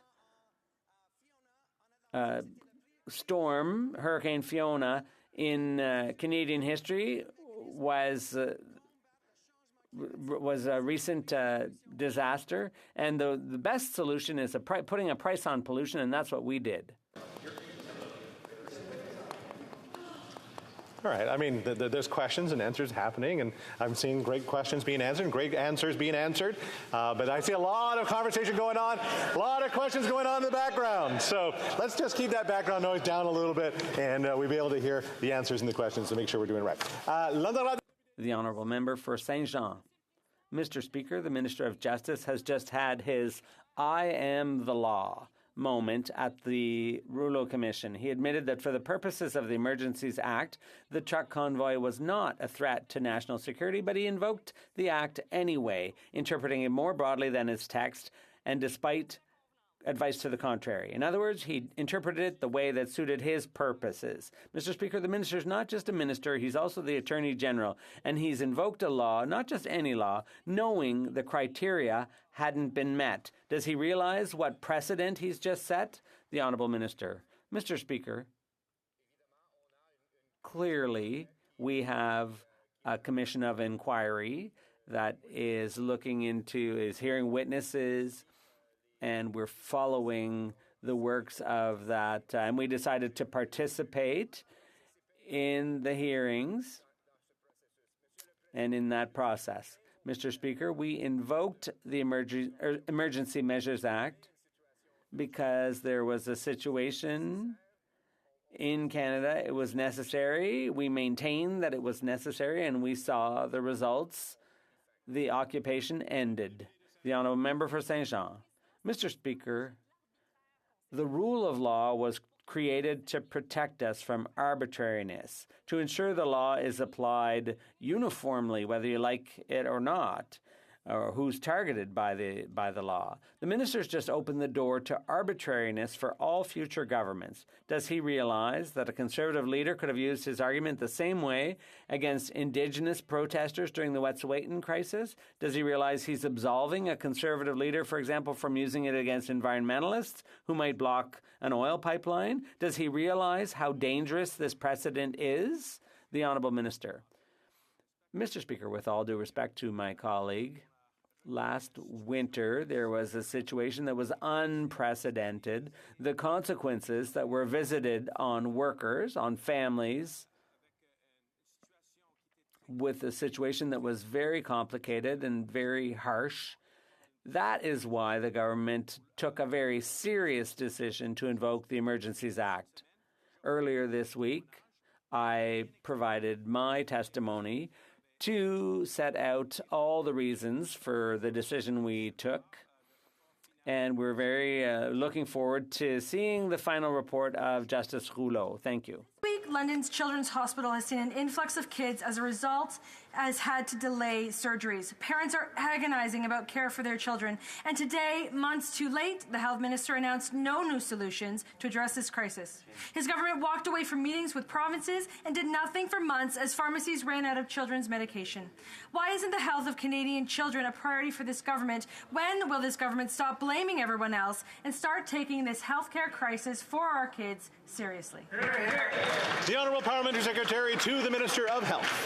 Thank you, Mr. Speaker, and I'd like to thank my honourable colleague for the very important question and the attention to this extremely important matter. Mr. Speaker, next week, an exceptional shipment of child analgesics will arrive in Canada. Our domestic producers have indicated that they've ramped up production here at home, and we've done everything that we can for the last 5 months to ensure that pediatric hospitals across the country have enough supply. It's been a really, really tough cold and flu season. I urge every Canadian to encourage sharing what they've got, buying only what they need, and taking care of themselves by wearing a mask and getting vaccinated whenever they can. Thank you, Mr. Speaker. The Honourable Member for Windsor West. Windsor was under siege during last winter's illegal protests. Residents lost their employment, schools and doctors' offices closed, and people lost contact with their families. The City of Windsor stepped up to clear the blockade of the Ambassador Bridge in a professional way that became an example for Ottawa, but it came with a price tag of $5.7 million. And who is paying the price? Windsor residents, including the affected area that has high child poverty, low incomes, and immigrants. And who is not paid? The federal government. What will it take for this government to respect the people of Windsor and pay for the harm of their lack of action caused? And most importantly, why are they sticking it to the people who followed the law and did all the right things? Before I recognize the minister, I'm just going to remind members that when we're joining us virtually, to have a neutral background when we're doing our interventions. The honourable minister. I want to thank my colleague. West. I also want to thank my colleague, the member for Windsor-Tecumseh, for being a strong advocate for the devastating consequences that were visited by the illegal occupation on workers, on families, on the small businesses that dot Huron Church Line in the road that leads to the port of entry that leads to Detroit, where we do our most significant day-to-day trade with our most important trading partner, the United States of America, Mr. Speaker. And that's precisely why we invoke the Emergencies Act. We invoke the Emergencies Act to not only restore public safety, but to maintain public safety, and we will continue to work with the City of Windsor and other communities which were unprecedentedly impacted by this to make sure they're made whole. Thank you. The honourable member for Kelowna Lake Country. Mr. Speaker, the Governor of the Bank of Canada confirmed this week what Conservatives have been saying, that inflation is higher because of the Liberals' wasteful spending. He also said that the average Canadian is paying $3,500 more a year because of inflation. Wow. That's not per family, that's per person. No wonder people can't afford to heat their homes. Will the Liberals stop forcing their failed carbon tax on hardworking Canadians? The Honourable Minister of Tourism and Associate Minister of Finance. We're facing a tough time, as are people around the world, due to rising global inflation. And this weekend, Mr. Speaker, residents in my own riding of Edmonton Centre thanked us for reducing childcare because they said it's really making a difference. But, Mr. Speaker, we're doing more than that for the residents of Kelowna Lake Country and people across the country by eliminating interest in student apprentice loan interest, by speeding up the Canada Worker benefit, by providing a $500 housing top-up, by providing dental care to 500,000 kids, by making housing more affordable. And, Mr. Speaker, it may not matter to some Conservatives that we're putting $500 in people's pockets, but we're doing it because it's the right thing to do. Honourable member for Kelowna Lake Country. Well, Mr. Speaker, the Liberals would have everyone believe that Canadians have never had it so great. You know, I was speaking with a senior from my community recently who was forced to make the tough decision to sell his home because he couldn't afford to live in it anymore. I attended a fundraiser in Joe Rich in my community where neighbours were coming together to raise money so that neighbours could afford basic necessities. This is Canada. This is what's happening. Stop the pain. Will the Liberals stop forcing their failed carbon tax on hardworking Canadians that can barely afford basic necessities? The Honourable Parliamentary Secretary to the Minister of Seniors. Mr. Speaker, day in and day out, Conservatives stand up and profess to support seniors. Year after year, since we've come into government in 2015, they've voted against everything that we've done for seniors. Mr. Speaker, that dog won't bark. Canadian seniors know who has their back, and it's not the Conservative Party of Canada. Good. The honourable member for Lakeland. Mr. Speaker, the NDP Liberal Costly Coalition's carbon tax makes everything more expensive. Half of Canadians are already $200 away from bankruptcy each month. They now have to pay more in taxes than they can afford in food, clothing, and shelter combined.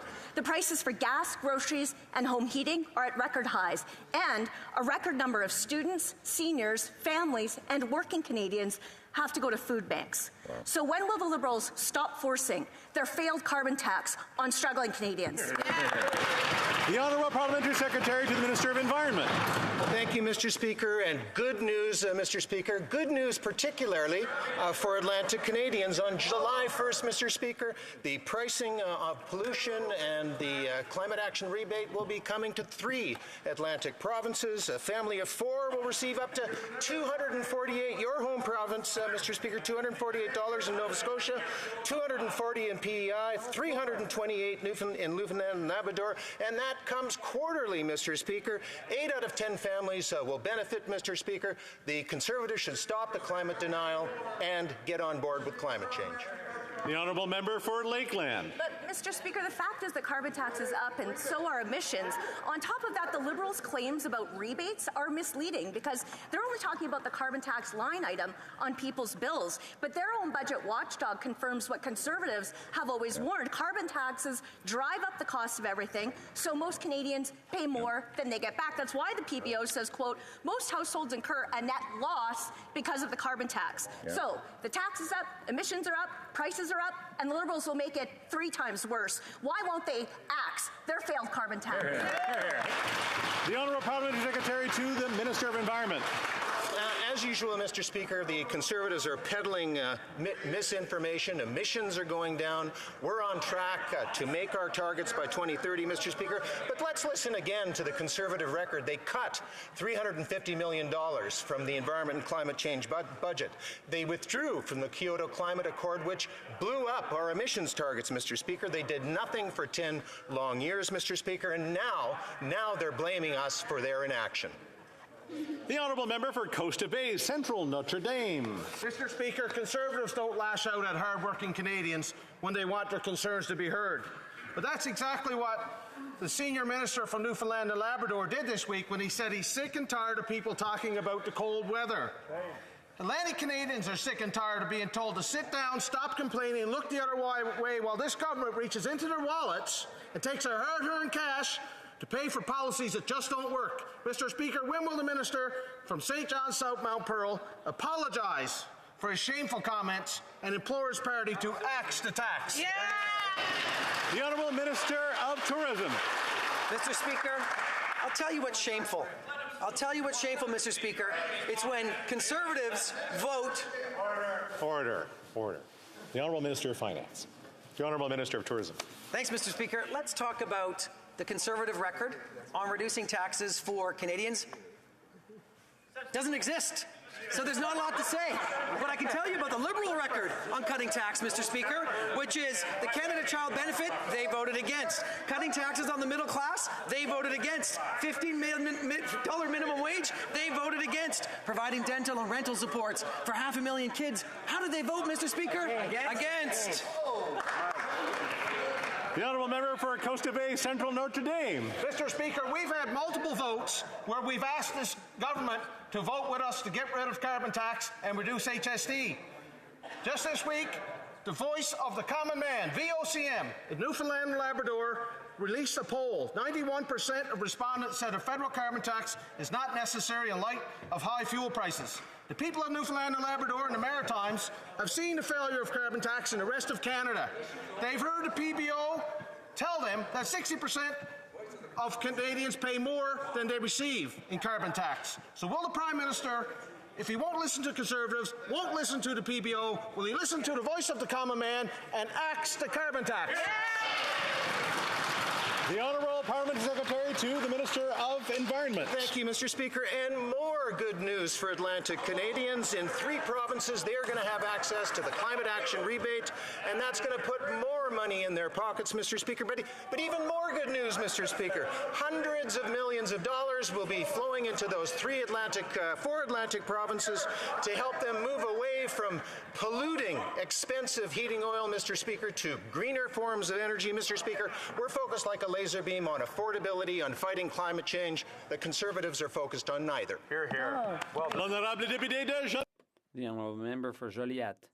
Mr. Speaker, the federal government is moving up the deadline for Quebec to submit infrastructure projects by 2 years, or else they will keep $2.7 billion our cities are due. They're pushing our municipalities and threatening to withhold every penny not spent by March 31st. Meanwhile, yesterday, the federal government announced a new $1.6 billion climate change infrastructure program. Is that going to be funded with the money they plan to steal from Quebec municipalities at the end of March? The Honourable Minister. Not at all, Mr. Speaker, not at all. The Honourable Member for Joliette. Mr. Speaker, we're concerned because this won't be the first time this government has stolen money from our municipalities. Last June, that's precisely what they did with $342 million from another infrastructure program. So yes, we're concerned when this government threatens to keep every unspent penny by March 31st, because when it comes to stealing money from cities, this government keeps its word. Why not cooperate and announce that the unspent money will simply be transferred to Quebec? Thank you, Mr. Speaker. The Honourable Minister. Mr. Speaker, I'm concerned to see my colleague from Quebec disagreeing with the idea of helping all Canadians, including Quebecers, to get ready for infrastructure issues affected by climate change. My colleague, the Minister for National Revenue, has seen firsthand the damage that Hurricane Fiona did in the Magdalene Islands. We're going to set up a program that will help Quebec municipalities and Quebecers and Quebec governments to prepare for these events in the future, and I'm surprised my colleague appears to be against that. For Haldeman, Norfolk. CSIS has confirmed that they are currently investigating lethal threats to Canadians from Iran. Iranian Canadians have begged this Liberal government to list the IRGC as a terrorist organization. How can this Liberal government say that it is using all the tools at its disposal, yet fail to take the basic step against a regime that has killed and is threatening to kill more Canadians? When will the government prioritize the safety of Canadians and list the IRGC as a terrorist organization? The Honourable Minister of Public Safety. I would submit to my colleague that we've gone further by using a very sparingly provision under the Immigration Refugee Protection Act that not only designates members of the IRGC, but the entirety of the Iranian regime itself, which will target those who are most responsible for the transgressions of human rights and women's rights on the ground, Mr. Speaker. And as a result, Canada will never be used as a safe haven for the suborning of any kind of transgression of human rights, Mr. Speaker. We're putting $77 million on the front lines of the law enforcement community to make sure that happens. Thank you, Mr. Speaker. Honourable Member for Barrie Innisfil. On a Quebec radio show this week, former CSIS director and national security advisor to this Prime Minister, Richard Fadden, questioned the Prime Minister's denial that he was briefed on Chinese government interference in the 2019 election. He said, and I quote, "I would have a hard time believing that no one would not have spoken to the Prime Minister about it."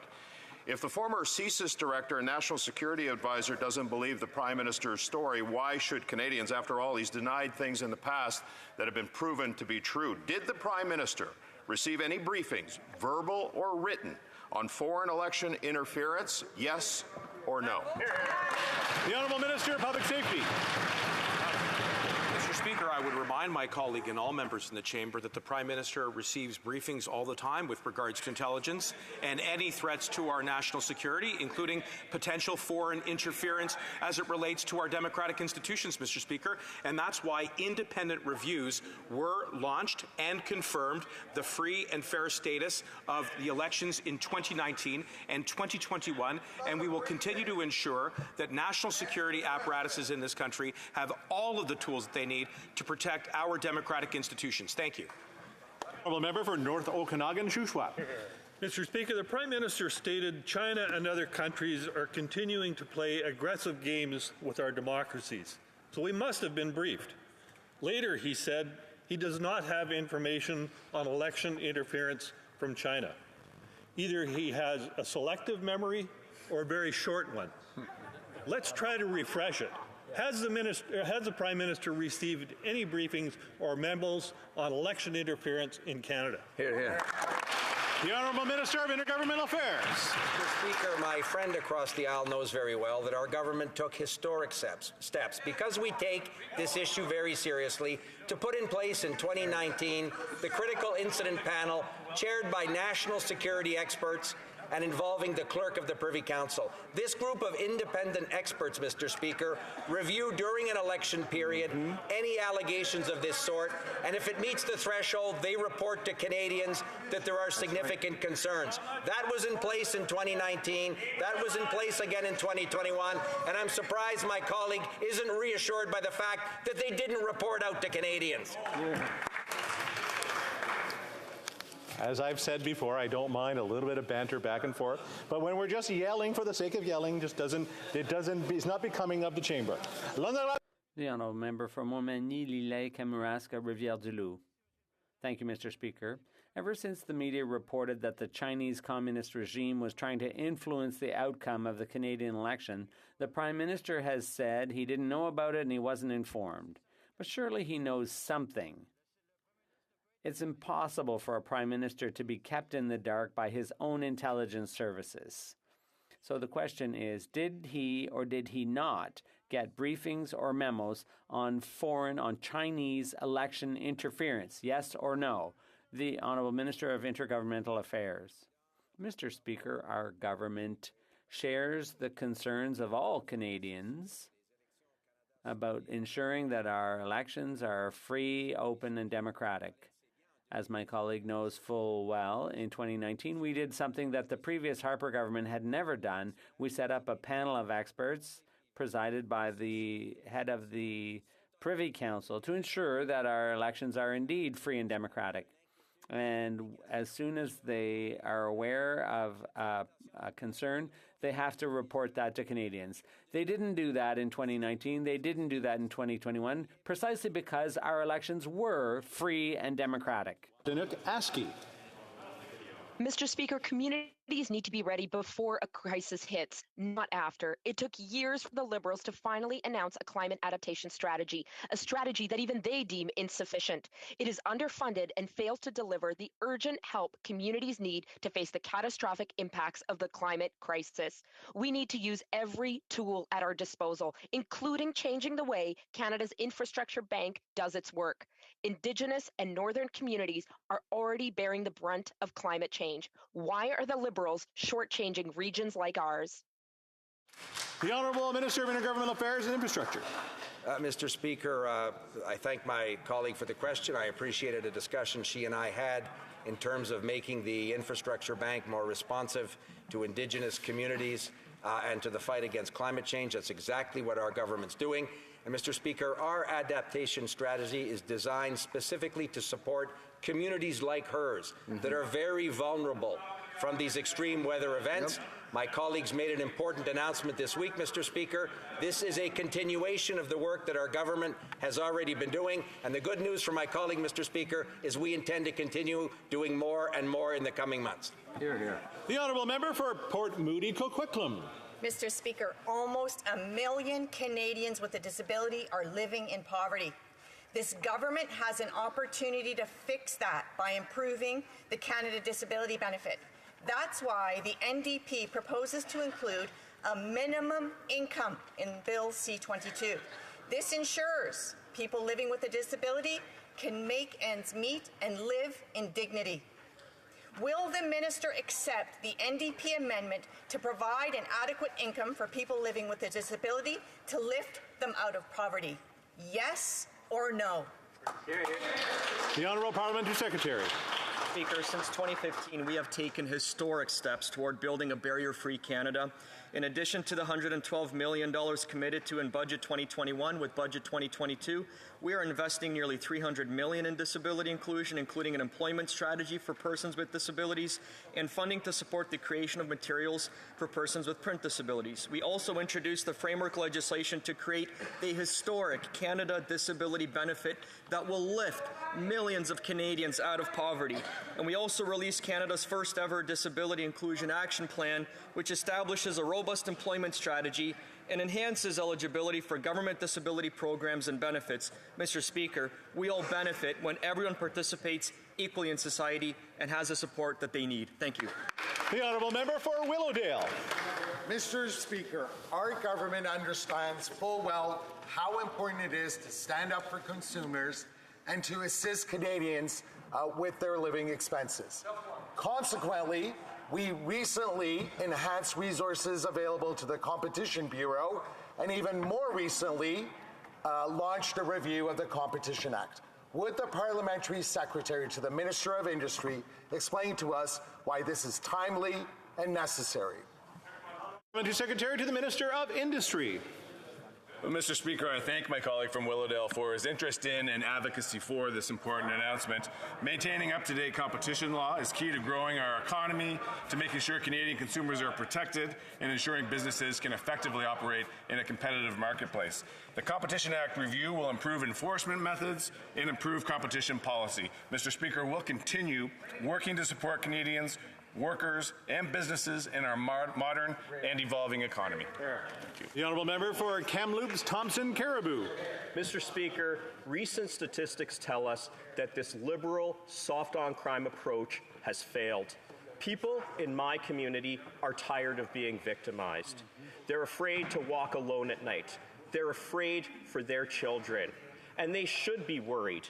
Gang-related homicides are up 92%. And this Liberal government's reaction, house arrest for violent gun criminals. When will this Liberal government realize that their soft-on-crime approach has failed? The Honourable Minister of Justice and Attorney General of Canada. Mr. Speaker, nothing can be further from the truth. What we are doing with our various policies, Mr. Speaker, is ensuring that serious crime always gets treated seriously and that we have a fight against gangs, that we strengthen our border measures in order to take serious crime seriously. Mr. Speaker, former Supreme Court Justice Michael Moldaver implored us to spend less resources on parts of the criminal justice system where there was no threat to public safety, and that we shouldn't be incarcerating people at that end of the spectrum. That's what Bill C-5 does. Mr. Speaker, nobody can accuse Michael Moldaver of ever being soft on crime. The Honourable Member for Kamloops, Thompson, Caribou. No threat to public safety from people who do drive-by shootings, who can now serve their sentence on house arrest? I don't think so, Mr. Speaker. These Liberals have taken a sledgehammer to 20 years of reductions in violent crime. Homicides are up. Violent crime is up. But one thing, if this Liberal government has a say, will be down, and that is sentencing for gun crimes. When will this Liberal government end their soft-on-crime approach and keep Canadians safe? The Honourable Minister of Public Safety. Given the advanced stage at which Bill C-21 is being debated by the Standing Committee on Public Safety, I would have hoped my colleague would have seen that the government proposes to raise maximum sentences against hardened criminals who would terrorize our communities with the drive-by shootings that he describes in his question, Mr. Speaker. And in addition to that, I'm somewhat surprised that the Conservatives did not support the fall economic statement where we invested an additional $137 million to stop the illegal smuggling that he's concerned about, Mr. Speaker. The only thing the Conservatives have put on the table is they want to make assault-style rifles legal again, and that's wrong, Mr. Speaker. They need to be sure that they're on the right side of this issue. Thank you.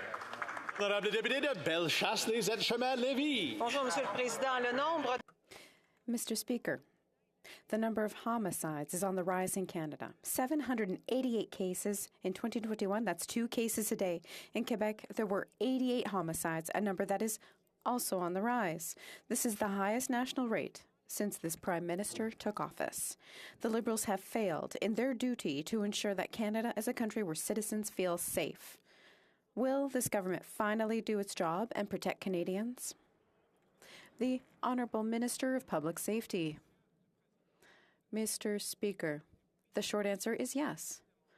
That is exactly why we introduced Bill C-21 that offered more tools for police services. Surveillance tools to disrupt criminal organizations that want to illegally import firearms. That is exactly why we propose to increase the level of sanctions and penalties for organized crime, and I hope the Conservatives will finally support that bill. Thank you. The Honourable Member for Bellechasse-les-Etchemins-Lévis. Mr. Speaker, Canadians feel less and less safe in their communities, and yet this government is doing absolutely nothing to help them. That's the case of women who need to go out at night. They lowered penalties for certain violent crimes. This clemency from Liberals is imprudent and is endangering Canadians' lives. When will they do the right thing and deal harshly with violent crime? The Honourable Minister of Public Safety. Mr. Speaker, everyone is concerned about victims, especially women who are disproportionately impacted by crimes involving weapons. That's why our latest bill introduces a protocol to better protect women. So when will the Conservatives finally support this important initiative from the government to better protect all Canadians? The time is now. The Honourable Member for Lac-Saint-Jean. Mr. Speaker, the federal government is worse than ever when it comes to dealing with employment insurance. Did you know what officials are saying to people who are waiting for their benefits for months because their file is caught in the system? They tell them to ask help from their loved ones to pay for their groceries. That's where we're at. This was revealed in Lac-Saint-Jean. Our workers don't need charity. They're asking for the benefits that they paid for their entire careers. When is the government going to send them their money? The Honourable Parliamentary Secretary to the Minister of Employment. Workers' backs during COVID and the pandemic and the worst of that crisis, but we also understand that Canada needs an EI system for the 21st century moving forward. That's why we consulted widely with unions, workers, employers, and other partners from coast to coast to coast to build an EI system that meets the needs of Canadians. We are committed, Mr. Speaker, to strengthening rights for workers employed by digital platforms, establishing new provisions in the Income Tax Act to ensure their work counts towards EI and CPP, and with Budget 2022, we are investing $110 million to extend the existing seasonal pilot until October 2023. Modernizing a system that serves millions of Canadians each year is a serious task, and we are taking the time. The député de Beauport, Côte-de-Beaupré, Île-Orléans, Charles Levoix. Monsieur le Président, les délais pour l'assurance. Mr. Speaker, delays for employment insurance are endless. But it's even worse for seasonal workers. They already know that they're going to spend the winter in misery because they no longer qualify for EI since the rules suddenly changed. Mr. Speaker, seasonal work is at the heart of the main economic drivers in Quebec's regions. Letting these workers languish in a dark winter threatens labor retention in our industries. It threatens the entire economy of regions like mine. So, when is this promised reform of employment insurance coming? When will the government understand that it is urgent? The Minister of Families. Mr. Speaker, we are working with workers and unions and organizations and businesses to ensure that we present a reform of the EI system. I am also working with my counterparts and members of the Bloc Québécois to help individual cases where delays have had an impact in order to try and help them. When it comes to seasonal workers, we are working with the Government of Quebec, and this important work is ongoing. Senator.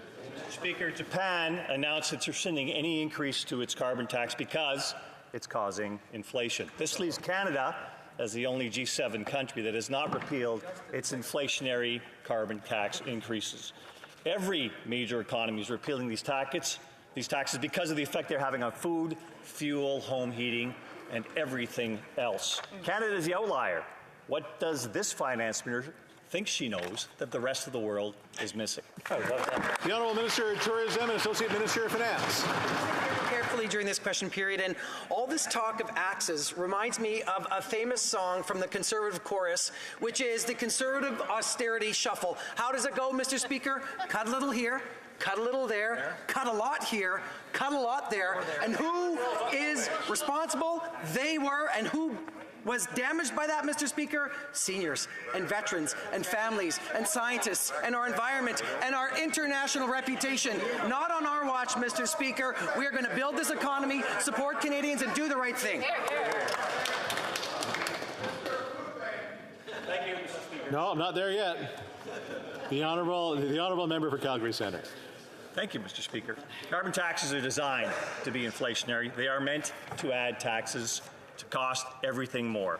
Inflation is now at 40-year highs, destroying the savings of hardworking Canadians and everything they need to take home. While the government is collecting more taxes in this scheme, hardworking Canadians have less in their pockets. It's time this minister took a lesson from all her peers around the world. Why is she going to be the last to figure out that she has to repeal this tax? The Honourable Minister. Mr. Speaker, I find it highly questionable that a member who lived through the Calgary floods is saying that the best market mechanism to actually combat climate change should somehow not be in place in this country.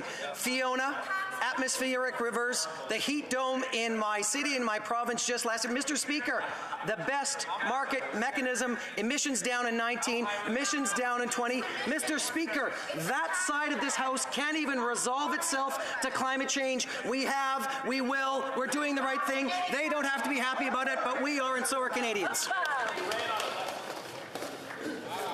1, 2, 3, 4, 5, 6, 7, 8. 8 questions to go, really. 8 questions to go. The honourable member for Desnethe, Miss Nippy, Churchill River. Mr. Speaker, not a single climate target met, not one. This Liberal tax plan, disguised as a climate plan, unfairly targets rural and remote communities. In northern Saskatchewan, driving is absolutely necessary. People travel great distances for groceries and medical appointments.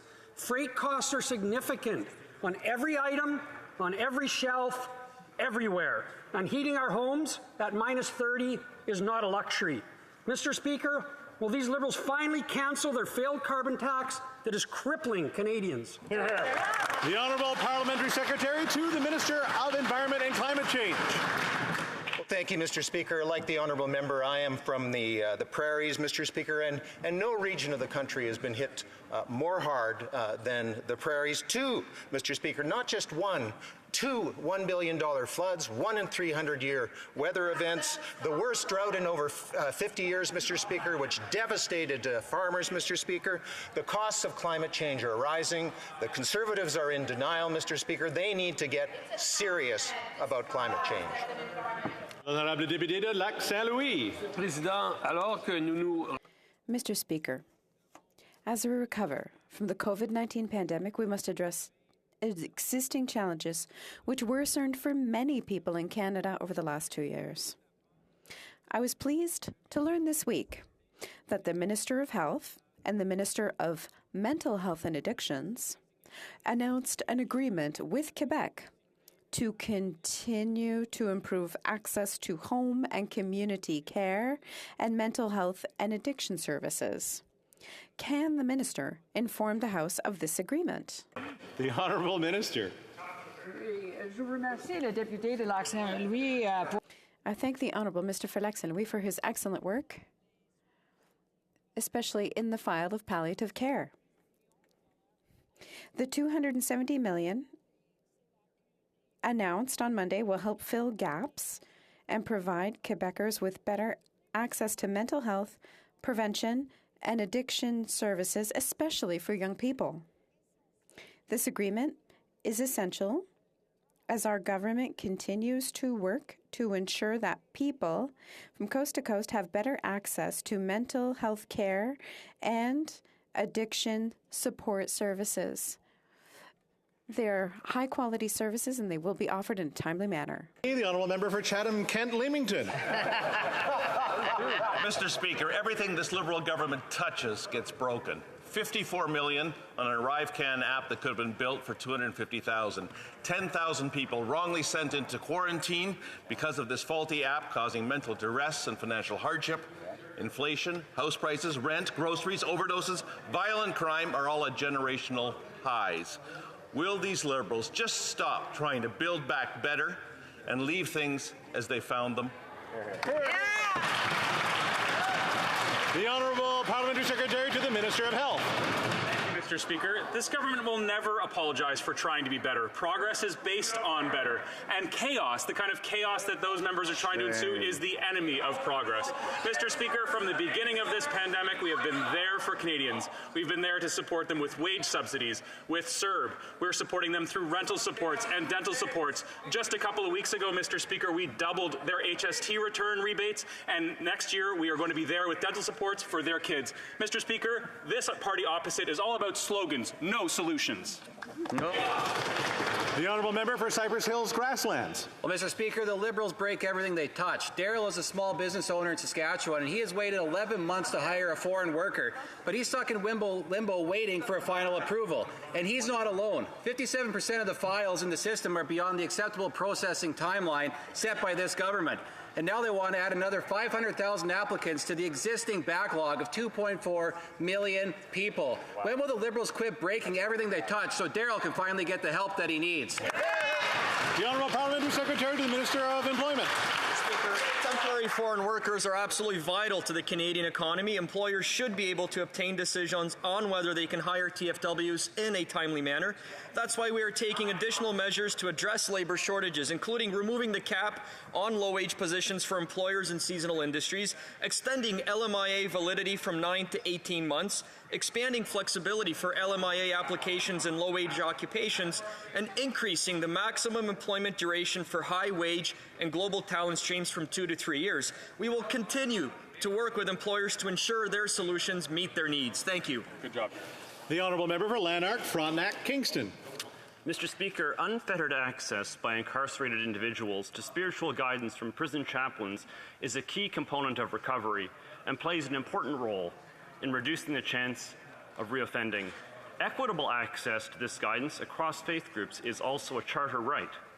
So it is disturbing to learn that incarcerated Canadians from a number of faiths, including over 1,000 Muslims, have no access to chaplain services in their own faith. Why has this Liberal government broken the prison chaplain system and allowed this situation to develop? The Honourable Minister of Public Safety.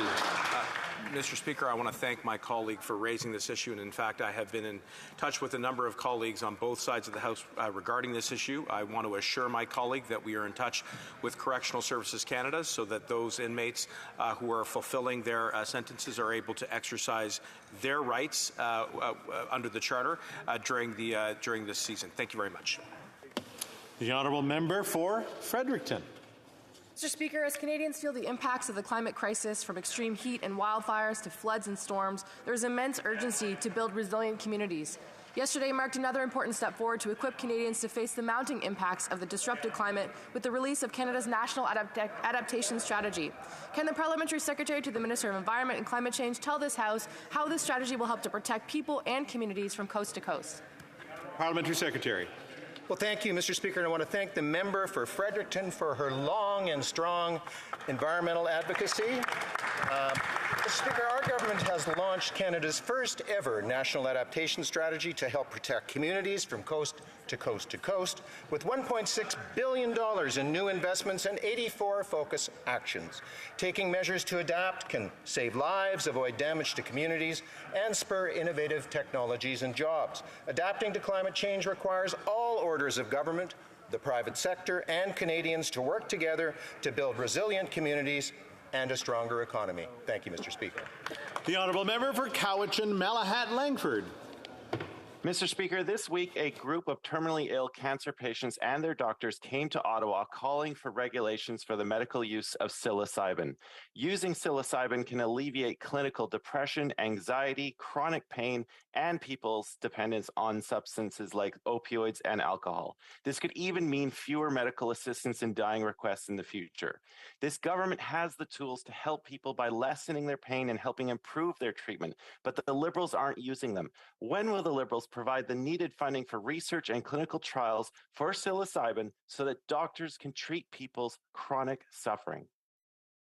The Honourable Minister of Mental Health. Mr. Speaker, our government is prepared to use every tool available to address mental illness of Canadians and recognize the need to explore all possible treatments. While psychedelics have shown promise in clinical trials, further research is still needed, and we are funding that. Currently, the best way for patients to access psilocybin is through the participation in a clinical trial. Alternatively, patients can talk with their healthcare provider to inquire about the possibility for them to submit a special access program request and receive a prescription and be supervised. Lastly, patients can request an exemption on compassionate grounds when other paths are unsuitable. The Honourable Member for Spadina for York. Mr. Speaker, we have pretend Chinese diplomats operating pseudo-police stations in Canada and intimidating Chinese Canadians. We know of China's interference in our electoral process. There are also Chinese spies infiltrating Canadian businesses. A wealth of evidence also points to the Iranian regime stalking and intimidating Iranian Canadians. Mr. Speaker, our country has many exemplary citizens who left China and Iran to live in a free Canada. Is the government going to continue its do-nothing approach with the undiplomatic actions of China and Iran, or will it act to finally stand up for our citizens? The Honourable Minister of Public Safety. We are exhausting every effort and are remaining on guard against foreign interference, and that is why you've heard the RCMP make very strong pronouncements about these so-called police stations, Mr. Speaker. That is why we declared the entirety of the Iranian regime under IRPA to be sure that Canada can never be a safe haven for the subordinating or the supporting of any kind of transgressions against human rights, Mr. Speaker. We will always stand up for human rights, both here and around the world. Thank you very much. And that's all the time we have for question period today. For those of you who are on your way out, please travel safely. We'll see you on Monday. There you go. Daily routine of business, and this is going to be a quick one, so I'm going to ask everybody to sort of move their way. If they're staying in, to stay in. If they're moving their way out, to move their way out. Tabling of documents. Dépôt de projet de loi émanant du gouvernement. Introduction of government bills. Statements by ministers. Reports from interparliamentary delegations. Of committees. Introduction of private members' bills. First reading of Senate public bills. Motions. Presenting petitions. The Honourable Member for Barrie Innisfil.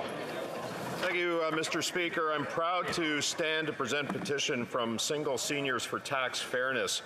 This petition was signed by 35 Canadians, but could affect change that would better the lives of thousands of single seniors in Canada. The petition calls for the government to make changes to the current tax system for seniors that currently favors couples with numerous ways to lower taxes while single seniors have none. Of the 6 million seniors in Canada, over 1/3 are single, and many of those are women. This petition calls on the government to offer tax benefits to senior singles equal to those now in place for senior couples. I support this petition and thank Jane Robertson and Catherine Capellacci of it's hard, this is a tough one. Single Seniors for Tax Fairness for meeting with me and many other MPs from both sides, from all sides of the House, a large majority who support the need for tax fairness for these single seniors. Thank you, Mr. Speaker. Presenting petitions, présentation de pétition, the Honourable Member for Kitchener Centre. Thank you, Mr. Speaker. I'm honored to rise to present a petition today where petitioners recognize that housing unaffordability and homelessness are twin national crises. They also note that financialization of housing inflates Canadian real estate prices and that corporations, numbered companies, and real estate investment trusts are rapidly buying up affordable units and flipping them to market rates. They call on the Government of Canada to take significant action. They list 8 specific actions the government could be taking, including redefining affordable housing to match a definition that faces the economic realities that millions of Canadians face. They would encourage this government to create regulations with respect to real estate investment trusts, amongst many others. Thank you. Presenting petitions, présentation de pétitions. Okay. Questions on the order paper. The Honourable Parliamentary Secretary to the Government House Leader. Yes, Mr. Speaker, I would ask that all questions be allowed to stand at this time, please. Agreed. There you go. Everybody's getting along. It's awesome. Orders of the day. Orders of the day, ordre du jour, government orders, government bills commons, resuming consideration at second reading of Bill C-20, Public Complaints and Review Commission Act. And when we left this, the Honourable Member for Flamborough-Glanbrook had 2.5 minutes worth of questions and comments. So, questions and comments. Questions et commentaires.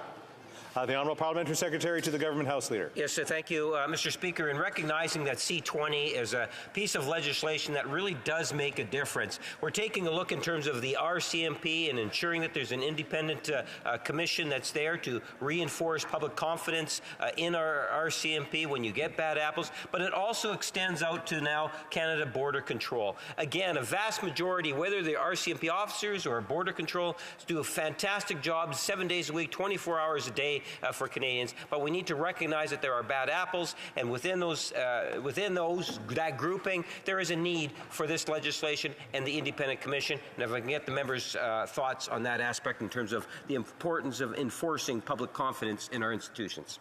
The Honourable Member for Flamborough-Glanbrook. Thank you to the Honourable Member for Winnipeg North for the promotional message on behalf of Bill C-20 and the apparent work of his government. We of course support Bill C-20 for some of the reasons that he outlined and other reasons that we've articulated in our interventions on this piece of legislation. What they still haven't talked about, and the question was asked in question period today, but not answered, is there is that 92% increase in gang-related homicides. That's an alarming statistic. That is of concern to people in my community and in communities all across Canada. That is causing women, children, people in every community to be concerned for their safety. And there is no answers from the government on this, and we've seen that trend because of their soft on crime policy. Thank you. Comments? The Honourable Member for Windsor West. Thank you, Mr. Speaker. And I've been listening to this debate, and I want to have a comment with regards to the member of our Winnipeg North who's intervened several times to talk about bad apples in our border officers. And I find exception to that, being one who serves on the border, the stress, the anxiety, the way that they were treated during the pandemic, where there was no plan to even actually vaccinate our CBSA officers, and it was left for border crossing. They've had a high degree of problems related to collective agreements that were never signed on time or never negotiated in good faith from this government. And I find it, quite frankly, offensive for these men and women who are on the front line every single day under incredible stress and pressure that the member for Winnipeg North is continually obsessed with pointing out that there's some so-called bad apples. Honourable Member for Flamborough-Glanbrook, 30 seconds or less. For the comment from the member from Windsor West, who is in a bordering community, a very important border, where a large percentage of the Canadian-U.S. trade crosses each day. So he knows, the honourable member for Windsor West knows full well the impact that the CBS officers and what they're dealing with every day. And we agree. We need to have fluidity and resiliency of our supply chains. And so he raises some good points that the government should consider a committee in reflection of this piece of legislation. Resuming debate, reprise du débat, the honourable member for Calgary-Skyview. Thank you, Mr. Speaker. I rise today aware that we stand on the traditional unceded territory of the Algonquin Anishinaabe Nation. Today we are discussing Bill C-20, which would enact a new standalone statute, the Public Complaints and Review Commission Act, to provide an external review regime for both the Royal Canadian Mounted Police and the Canada Border Services Agency. That's excellent. This bill responds to a long-standing need to establish an independent review body for the CBSA and improve RCMP review, which builds on previous proposals, such as Bill C-98 from 2019 and Bill C-3 from 2020. Additionally, this bill advances the Minister of Public Safety's mandate letter with commitments to create a review body for the CBSA and codify defined timelines for RCMP and CBSA responses to complaints and recommendations, combat systemic racism and discrimination in the criminal justice system, and continue advancing efforts towards a path of reconciliation with First Nations, Inuit, and Métis people.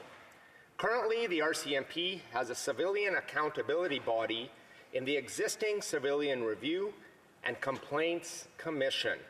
This bill, through the establishment of the Public Complaints and Review Commission, would build upon the existing CRCC and provide additional accountability and transparency tools to deal with complaints concerning the RCMP and CBSA. Bill C-20 includes timelines that codify when a response is required to an interim report related to complaints, reviews, or recommendations from the PCRC. Through the PCRC, codified timelines would provide 6 months for RCMP and CBSA responses to interim reports for complaints, and 60 days for specified activity reviews and recommendations. Not only must the RCMP and CBSA report to the Commissioner of the PCRC within these timelines, but the bill would also obligate the RCMP Commissioner and the CBSA President to submit an annual report to the Minister of Public Safety on how they have responded to PCRC recommendations. Mr. Speaker, combating systemic racism continues to be a priority for this government, which will be reflected through PCRC initiatives. The PCRC will collect race-based data to increase knowledge about systemic racism in law enforcement in order to provide informed responses and recommendations. As with the collection of race-based data, the public information mandate will be especially important in increasing awareness of the PCRC's mandate among Indigenous, Black, and racialized communities. As a former city councillor and a City of Calgary Police Commissioner and chair of the Public Safety Task Force in the City of Calgary, I know how important this data is to support local decision-making within and across our country. Overall, the PCRC looks to support previously established timelines, goals. Over the last year, the RCMP has improved the timelines within which it responds to the CRCC. We want to ensure that these efforts are maintained. To ensure this improvement continues, the PCRC would be able to conduct specified activity reviews for the CBSA and the RCMP of any non-national security activities, either on the PCRC's own initiative or at the request of the Minister. The bill includes provision for the PCRC to conduct complaint-related investigations. The PCRC could receive complaints from the public about the RCMP and CBSA conduct and level of service. and also conduct reviews when complaints are not satisfied with the RCMP or CBSA's handling of their complaints. For the CBSA specifically, this would include non-national security activities conducted by agents at the border and inland while administrating duties under more than 90 acts, regulations, and agreements on behalf of other federal departments and agencies, provinces, and the territories. The PCRC would report findings and recommendations to the RCMP, the CBSA, and the Minister. The bill would provide a statutory framework through the CBSA Act to govern CBSA's responses to serious incidents which are currently governed by internal policy. More precisely, the bill would establish an obligation for the CBSA to conduct internal investigations into alleged serious incidents, which include notifying police of jurisdiction and the PCRC when such incidents occur, and the creation of reports for serious incidents. The bill before us is a high priority for this government. We remain determined to strengthen transparency and accountability. The bill we are discussing today encompasses all that we have learned throughout this process by responding to the overdue issues while reinforcing established priorities.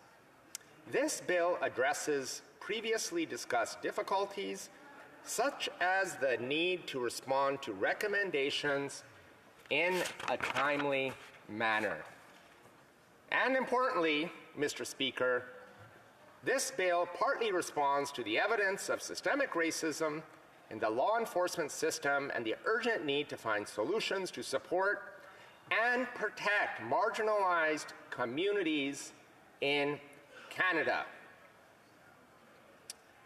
The government has responded to those issues with a standalone bill that highlights the importance of civilian review of law enforcement.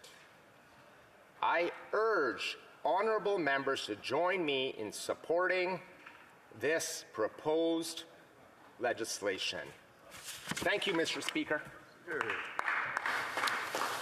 Questions and comments? Question commentaire. L'honorable député de Montcalm. The honourable member for Montcalm. A bill is never perfect, although the principle may be just fine.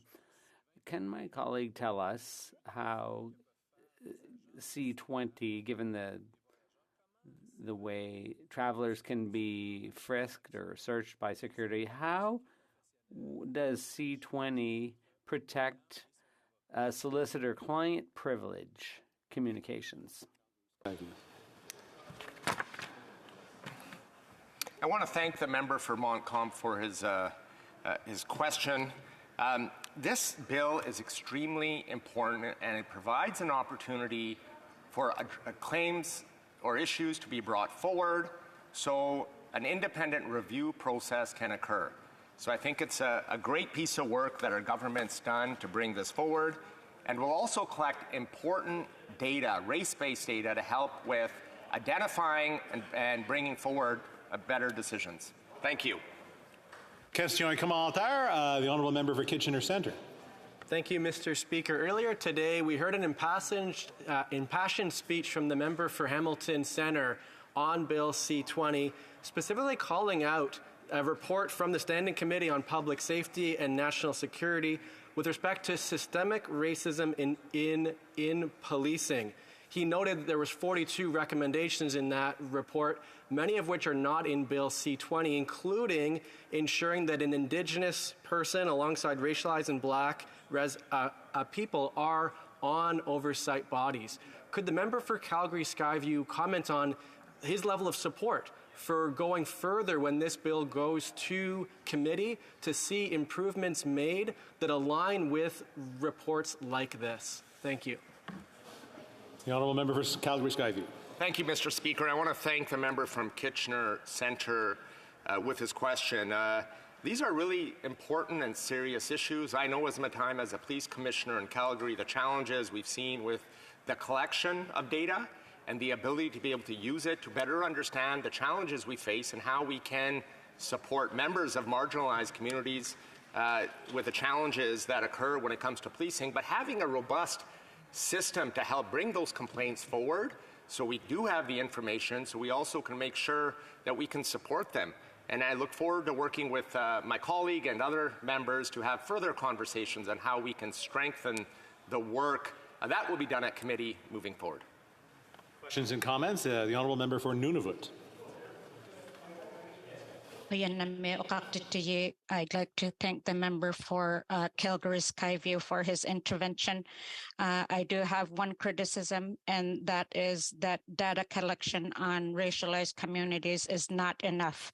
And I wonder if the member agrees that this party has made a huge and critical oversight in not ensuring that important recommendations that were made in reports to ensure that systemic racism is actually addressed by not mandating the appointment of Indigenous or BIPOC community members to the Commission. The honourable member for Calgary Skyview. Thank you, Mr. Speaker. And I want to thank the member for Nunavut for the question and the comments. I think it's important to make sure that Indigenous voices are reflected and heard. And I think this bill does provide an opportunity for Canadians from coast to coast to coast with any of the complaints they have, whether it's with the RCMP or CBSA, to be able to bring them forward. We must continue to work together with all members of communities who have faced discrimination and racism to make sure that we tackle these issues head on and make sure we have a strong system of complaint where folks can make those complaints, but also that they can be addressed. Thank you, Mr. Speaker. Questions and comments? Question or commentaire? The honourable member for Fredericton. Thank you, Mr. Speaker. I just want to mention how important it is the work of the CBSA agents who protect our borders in this nation. However, I've heard many stories out of my home province of New Brunswick where particularly members of Indigenous communities have faced discrimination. Random checks are not quite as random in their experience. So I just wonder if you could comment briefly on how important it is to address issues when discrimination arise and to ensure that people have faith in our CBSA. The honourable member for Calgary Skyview. Thank you. Mr. Speaker, I want to thank the member from Fredericton for her great advocacy and hard work and for the question. This is extremely important. I've seen through my time in Calgary as a police commissioner, as my time as chair of the Public Safety Task Force, in meeting and talking to community members on their concerns with policing and the challenges that they've had and the opportunities for them to come forward. The City of Calgary had an anti-racism hearing for 3 days to have these important conversations in public. And I was a part of that and I'm proud to support that. And we've done great work through the Public Safety Task Force to make sure that we're working together with communities and members of our community to make sure we address these serious issues. Thank you, Mr. Speaker. Resuming debate, reprise du débat, the honourable member for Chatham, Kent, Leamington. Thank you, Mr. Speaker. And it's always an honor and a privilege to bring the voice of Chatham-Kent Leamington to this place. Today to put some comments on the record regarding C-20, an act entitled, an act establishing the Public Complaints and Review Commission and amending certain acts and statutory instruments. But before, Mr. Speaker, I get into the content of this bill, I want to begin by thanking the women and men who wear the uniform to keep Canadians safe. Canadians expect accountability. They expect law and order, and they expect strong oversight mechanisms to ensure that there is no abuse of power. We recognize that our RCMP and CBSA agents put themselves in the possibility of harm's way every time they put on the uniform. Canada and the US, they share the world's longest undefended border, and we as Canadians share this border with a country that owns more firearms than they have citizens. This is part of a different culture and a different history, and that's not the subject of today's debate. The point I am making is that the CBSA has received much attention recently in that we look to them for their role in preventing gun violence, particularly in our cities. We ask that they address the issue of criminals smuggling illegal guns into this country, and we know that this activity is often also tied up with drug smuggling and trafficking. So together with our law enforcement, we ask that these people put themselves in harm's way in order to keep us safe. And for that, Mr. Speaker, I want to say thank you.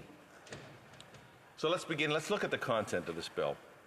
The legislation renames the Civilian Ruin and Complaints Commission for the Royal Canadian Mounted Police, or RCMP, to the Public Complaints and Review Commission. And Mr. Speaker, I'm going to refer to it from now on as the PCRC.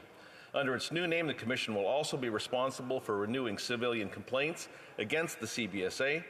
The bill's goal is to ensure that all that all of Canada's law enforcement agencies have an oversight body.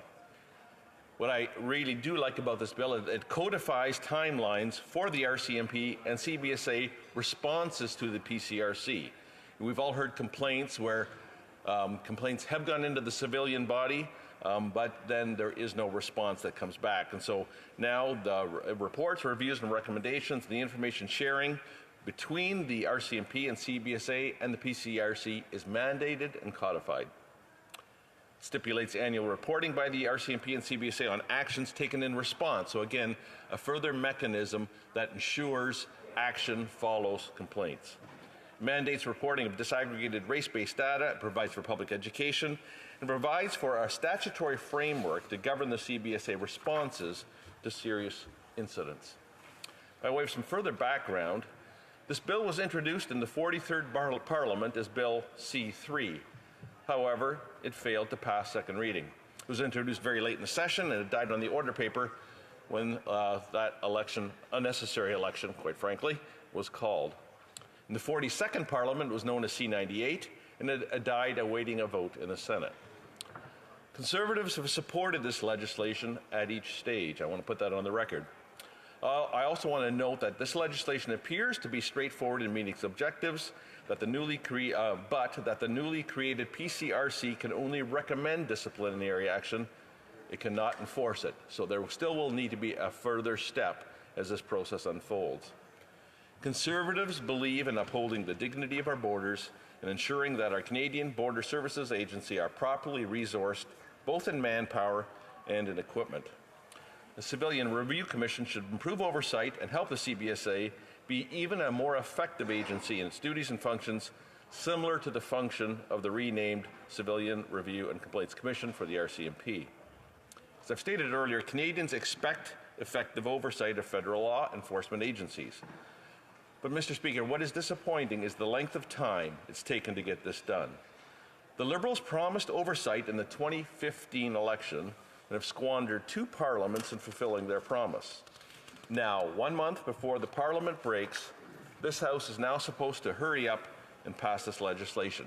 Mr. Speaker, we are supportive, as we have been in the past, but we will review it and we will do our job in this place. We've always stood for the security of Canadians and will continue to do so.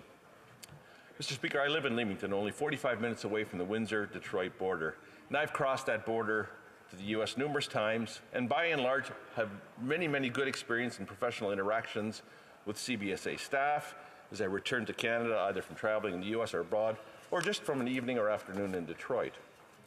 However, several years ago, while my 4 daughters were still quite young, my wife did not have such a pleasant experience.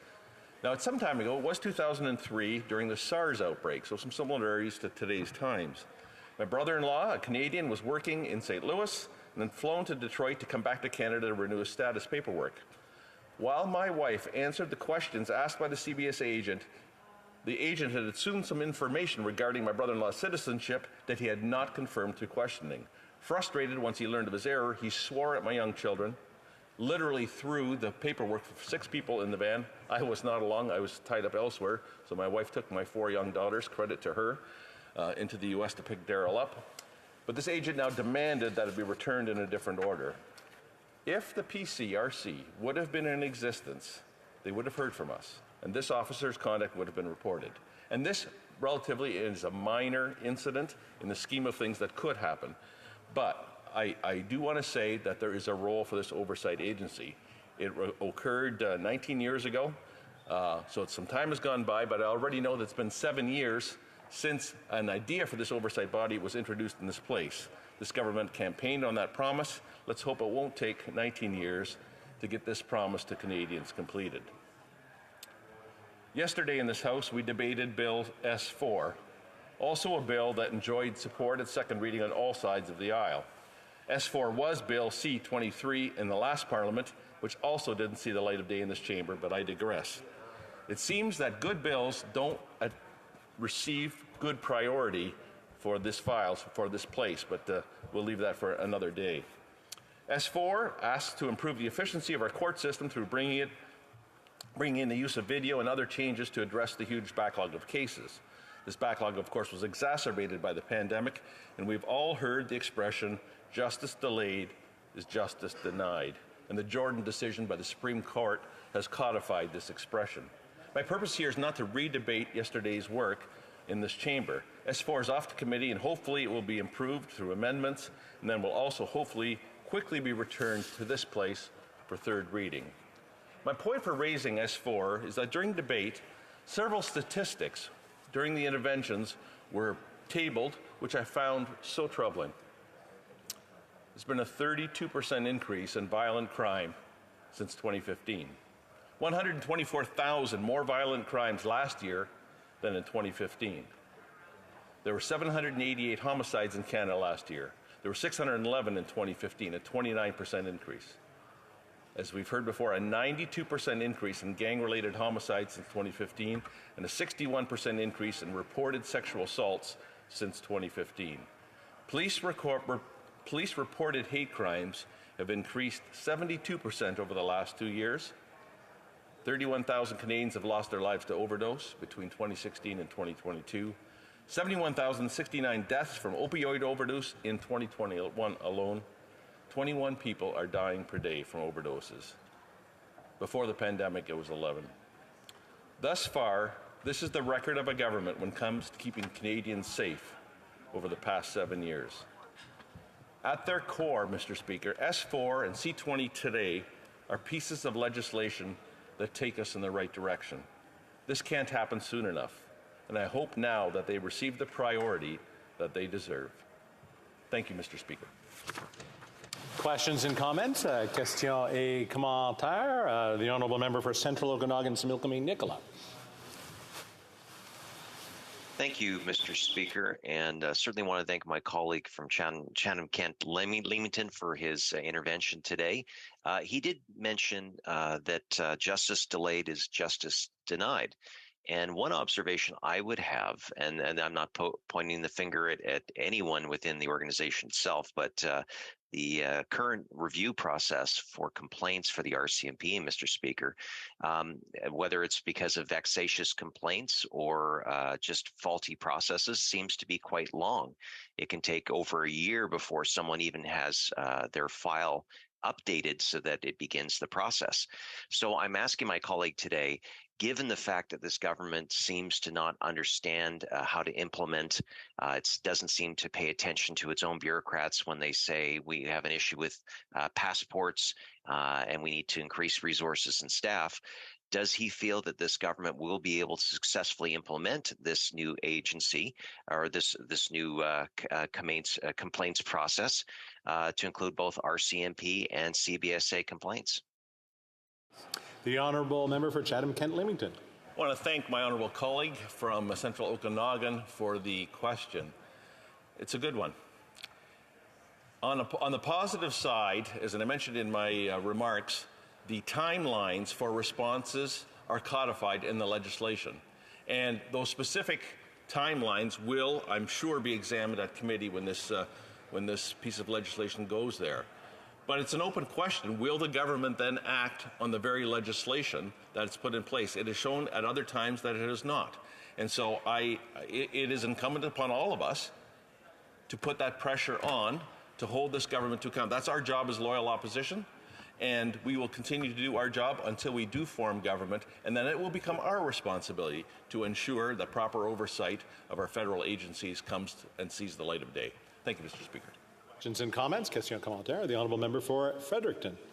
Thank you, Mr. Speaker, and I thank the honourable member for his intervention today. It highlighted a lot of the positive aspects of this very important bill, and the urgency, to seeing this pass. It is a very important step forward. I just wanted to kind of pinpoint a specific piece where he mentioned that he would be supporting the legislation. So can we expect Conservatives to help us ensure that this passes quickly in this House? The honourable member for Chatham-Kent-Leamington. I said a number of times. First of all, I want to thank my honourable colleague from Fredericton for the intervention. We have indicated, and numerous speakers on our side of the aisle have indicated, that we support sending this piece of legislation to committee. We will be seeking amendments to it to improve it, but we do support it. It is, as I said in my closing remarks, it's a step in the right direction. I share your concern about speed. It was announced 7 years ago. And unfortunately, again, we sit and debate it here now, and we certainly all want to see, I think, it go through all of the steps, both here and in the other place, and become the law of the land. Thank you. Send it to committee right now. Questions and comments? Questions et commentaires? Well, seeing there's no more questions and comments, resuming debate. No? There you go. Is the House ready for the question? Yes. The question is as follows. Mr. Medicino, seconded by Ms. Jazik, move that Bill C-20, an act establishing the Public Complaints and Review Commission and amendments, certain acts and statutory instruments, be now read a second time and referred to the Standing Committee on Public Safety and National Security. If a member of a recognized party present in the House wishes that the motion be carried or carried on division, or wishes to request recorded division, I would invite them to rise and indicate it to the chair. I hear it's on division. I declare the motion carried on division. In reading of this bill, deuxième lecture de ce projet de loi. Accordingly, the bill stands referred to the Standing Committee on Public Safety and National Security. The Honourable Parliamentary Secretary to the Government House Leader. Mr. Speaker, I suspect if you were to canvass the House at this time, you might find unanimous consent to call it 1:30 so we could begin private members' hour. Is it agreed? There you go. Let's go to the next step. The House will now proceed to the consideration of private members' business as listed on today's order paper. Private members' business, resuming consideration at second reading of Bill C-294, an act to amend the Copyright Act, interoperability, in the name of Mr. Patzer. I just want to sort of make a quick comment. It's funny how things can pass quickly in this House when we really want it to go quickly. So I recognize the honourable member for Fredericton for making that comment a little bit earlier. Next up, we should have the honourable member for Windsor West, I believe. No, il n'est pas là. OK. L'honorable député de Saint-Jean. Merci, Monsieur le Président. Je vais devoir... Thank you, Mr. Speaker. I agree with you. Things are going very quickly. I wasn't expecting to have to move to this immediately, but I'm delighted. I'm happy to speak to Bill C-294. In April, I spoke to Bill C-244, which had the same goals. But the comments I made at the time, some of them do apply to this. I would invite people to look at the arguments I made. They apply mutatis mutandis. In a way, this is recycling, which is perfectly in line with the spirit of the bill. So, Bill C-294 is intended to counter planned obsolescence. And what is that? It's an expression that came into usage in 1932 under the pen of an American businessman, Bernard London. In a piece entitled Ending the Depression Through Planned Obsolescence, he complained that consumers had become accustomed, because of the economic crisis. He said that consumers had gotten into the habit of using a product until it was of no use anymore.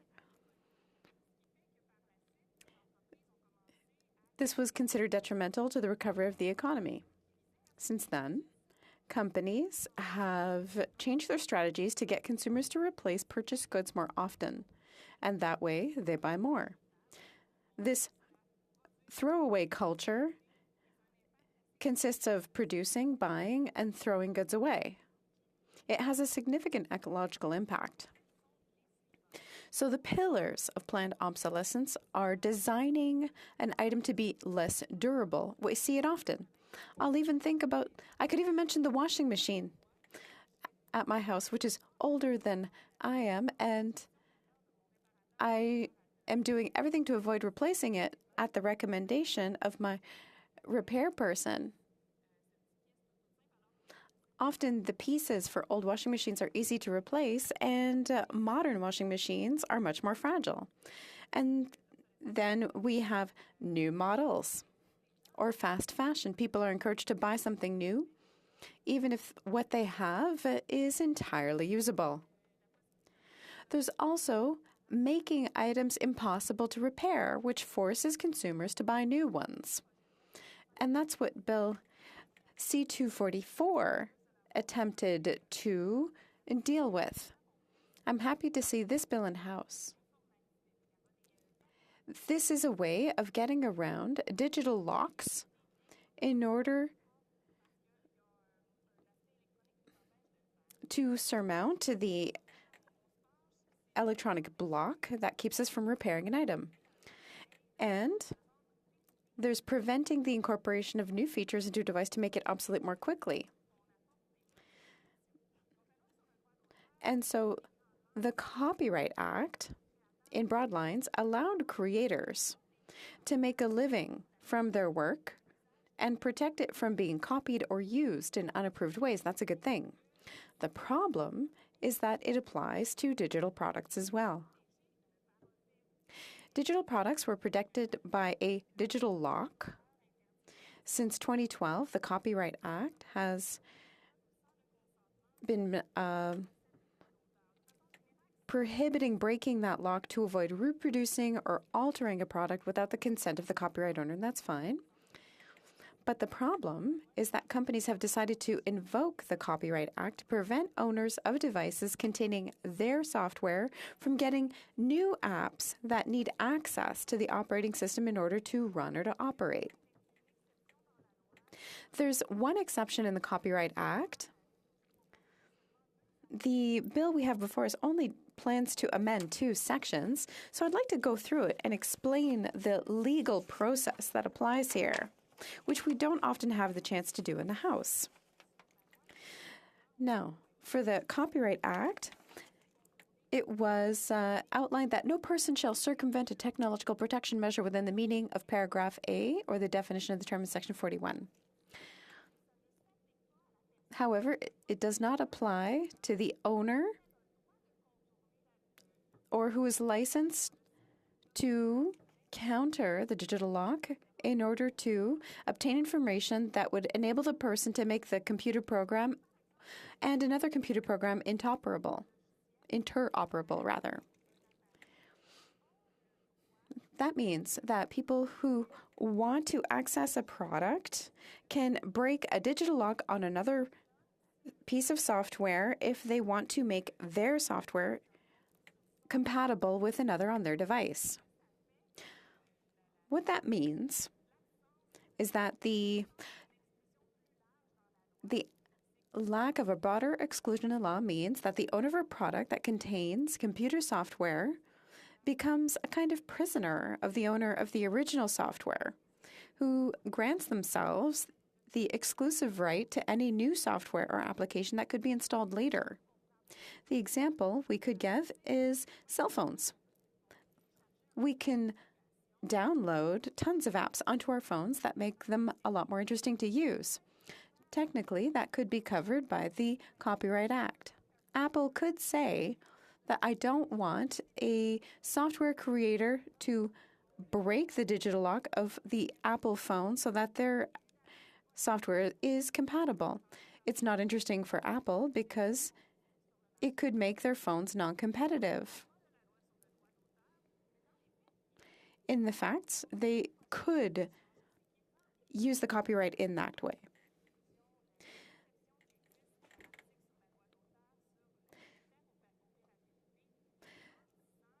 By making an exception for interoperability, it means that this would not apply to a person who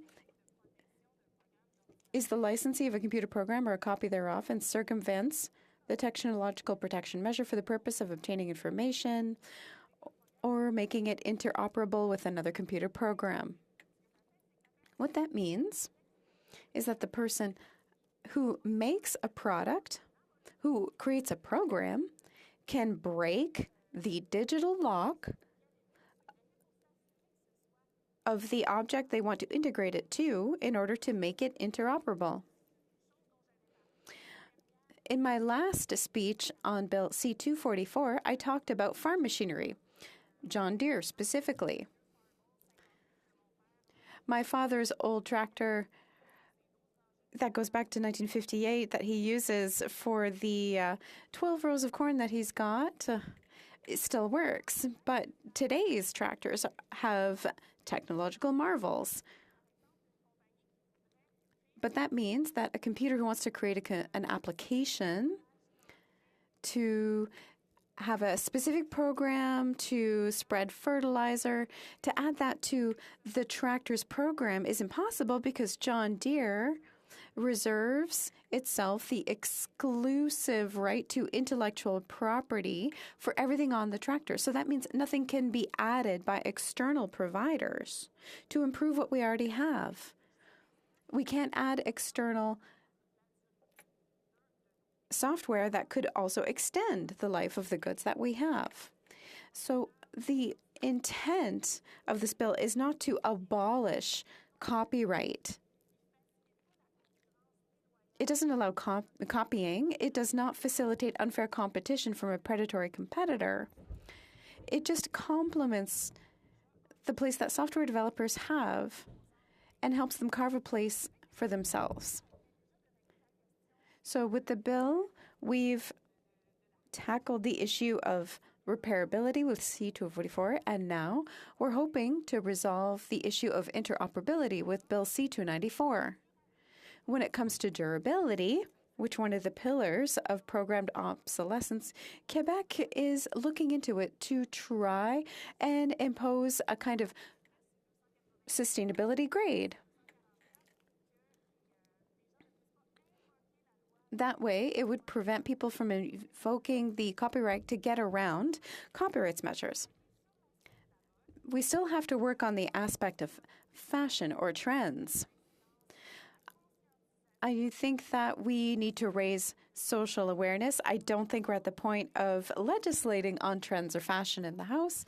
However, I hope that these bills will encourage consumers to be aware of the work that we have to do in order to recognize the impact of planned obsolescence. The member for Windsor West. Thank you, Mr. Speaker, and thank you for your patience today. I missed my spot and apologize that. And to Anthony the Whip, I went and got a glass of water and was gone for a second and missed my spot. And I did get the benefit to hear the member for St. John's speech. She was very good at detailing the division of the bill, the importance of the bill, and also how I think that we can actually move forward on a number of issues related to copyright.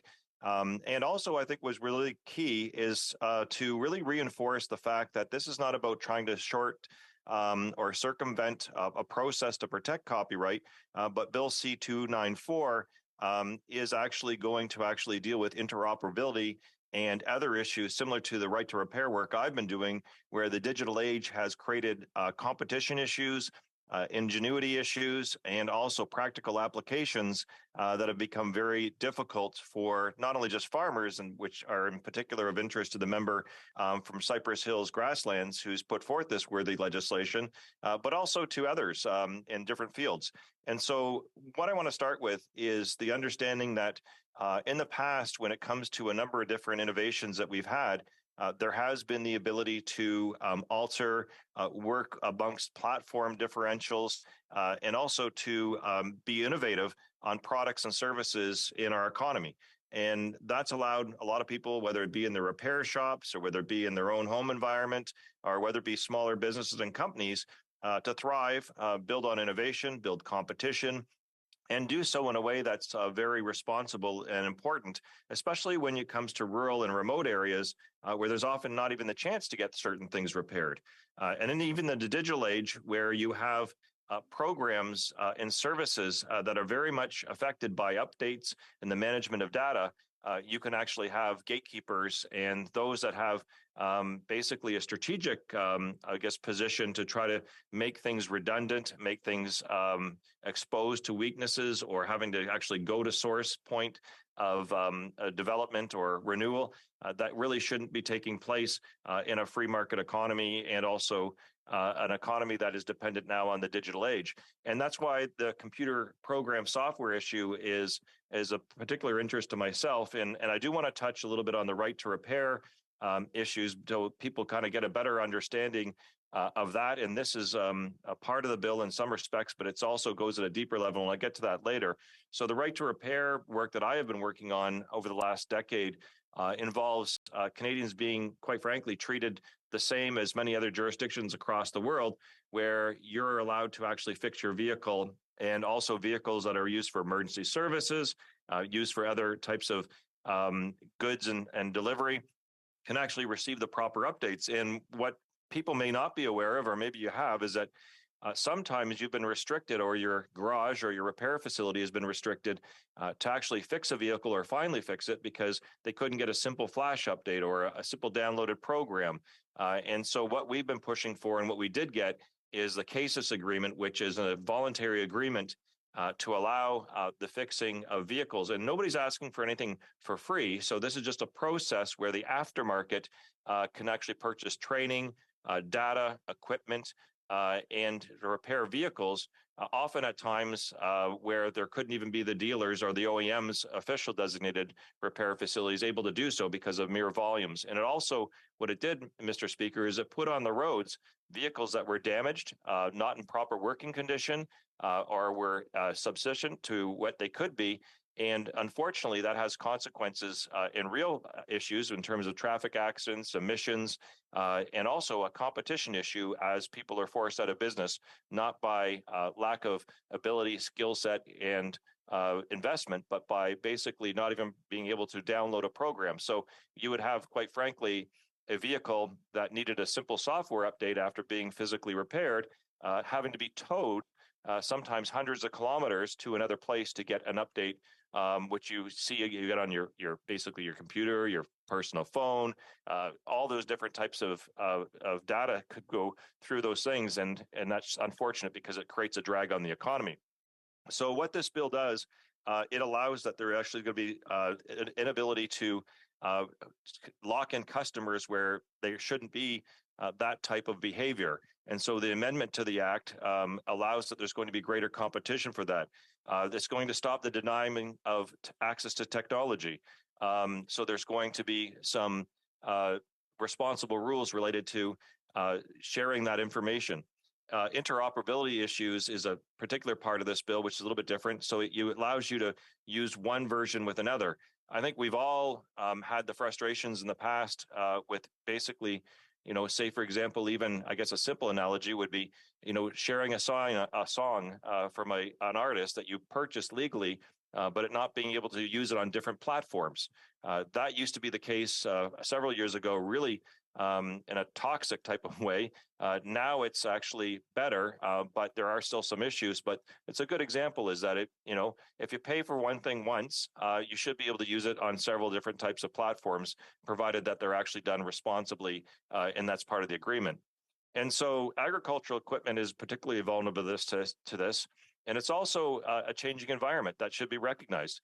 And when agricultural equipment we're talking about millions of dollars of investment from small business operators and people and family farms, not just the big ones and the ones in the aftermarket, but you're getting into investments that go for generations. And It's unfortunate because this also affects our food safety, affects our food supply, so it's a serious issue. And that's why I congratulate the member from Cypress Hills Grasslands for this legislation, because it tackles a particular problem in that venue related to it, but it's not a mere inconvenience. It's actually a significant economic hindrance and also a food safety issue, in particular when you look at some of the Western producers that we have. And so that's one of the reasons that as New Democrats, we really support this bill. And we also want to make sure that it's also part of a repertoire of legislation that is more enforceable. And so when I return to the work that I did on the issue of access to the right to repair, we ended up getting a voluntary agreement. So my legislation actually passed in the chamber, went to the committee, and then the OEMs decided that they could live, and so with the aftermarket with the voluntary agreement. Unfortunately, what we've seen now, though, is companies like Tesla opting out of not even participating in the voluntary agreement. So I've actually called for repercussions on Tesla because you have different vehicles now that are on the road that are actually participating in this voluntary agreement to certain degrees. This bill won't have that critical flaw. We knew that at the time. We accepted it. So it was kind of like we got a field goal instead of a touchdown with regards to, passing the legislation and getting through the chamber and getting it a voluntary agreement. But now we're left with the consequences 10 years later. Well, I have to actually retable legislation, which I've done. And there is a movement on the Hill for this bill, my bill, and another one that really talks about access to information and data, which is really important because it's affecting our competition. So I really think that this bill can go to the next stage. It's one that we'd like to see as part of the discussion, a repertoire of changes taking place. And I think it's critical. Thank you, Mr. Speaker. 2 minutes to go. I really think it's critical to understand that there's also a social justice component to this. Some of the OEMs and some of the way that we've been treated as a country is often treated as a colony. I can say that quite clearly with regards to consumer protection. There's been a number of examples where we are not treated the same as other nations. This bill will also bring us in line with some of that international response that takes place. And I don't think we should be taking ourselves, just because of a small population compared to other places, to a point where we accept these types of conditions. Our purchasing power is significant, our economic power is significant, and our contribution to the world are significant. So all we're asking for, and this bill is asking for, is proper treatment in that context. So I'll conclude again by thanking the member for Cypress Hills Grasslands for this legislation, continuing the debate that's necessary to modernize our policies, and also hopefully we'll see better digital rights for all Canadians. We believe that as New Democrats, your digital rights include elements like this, and they should be protected. Thank you for your time, Mr. Speaker, and I look forward to the next stage of this bill. Continuing debate, the Honourable Parliamentary Secretary to the Government House Leader. Yes, thank you, Mr. Speaker. This would be the second time in which the House is actually dealing with measures with respect to a right to repair type of legislation and modifications to the Copyright Act. In fact, 244 was up a little bit earlier in the year, and that was introduced by the member from Richmond Centre.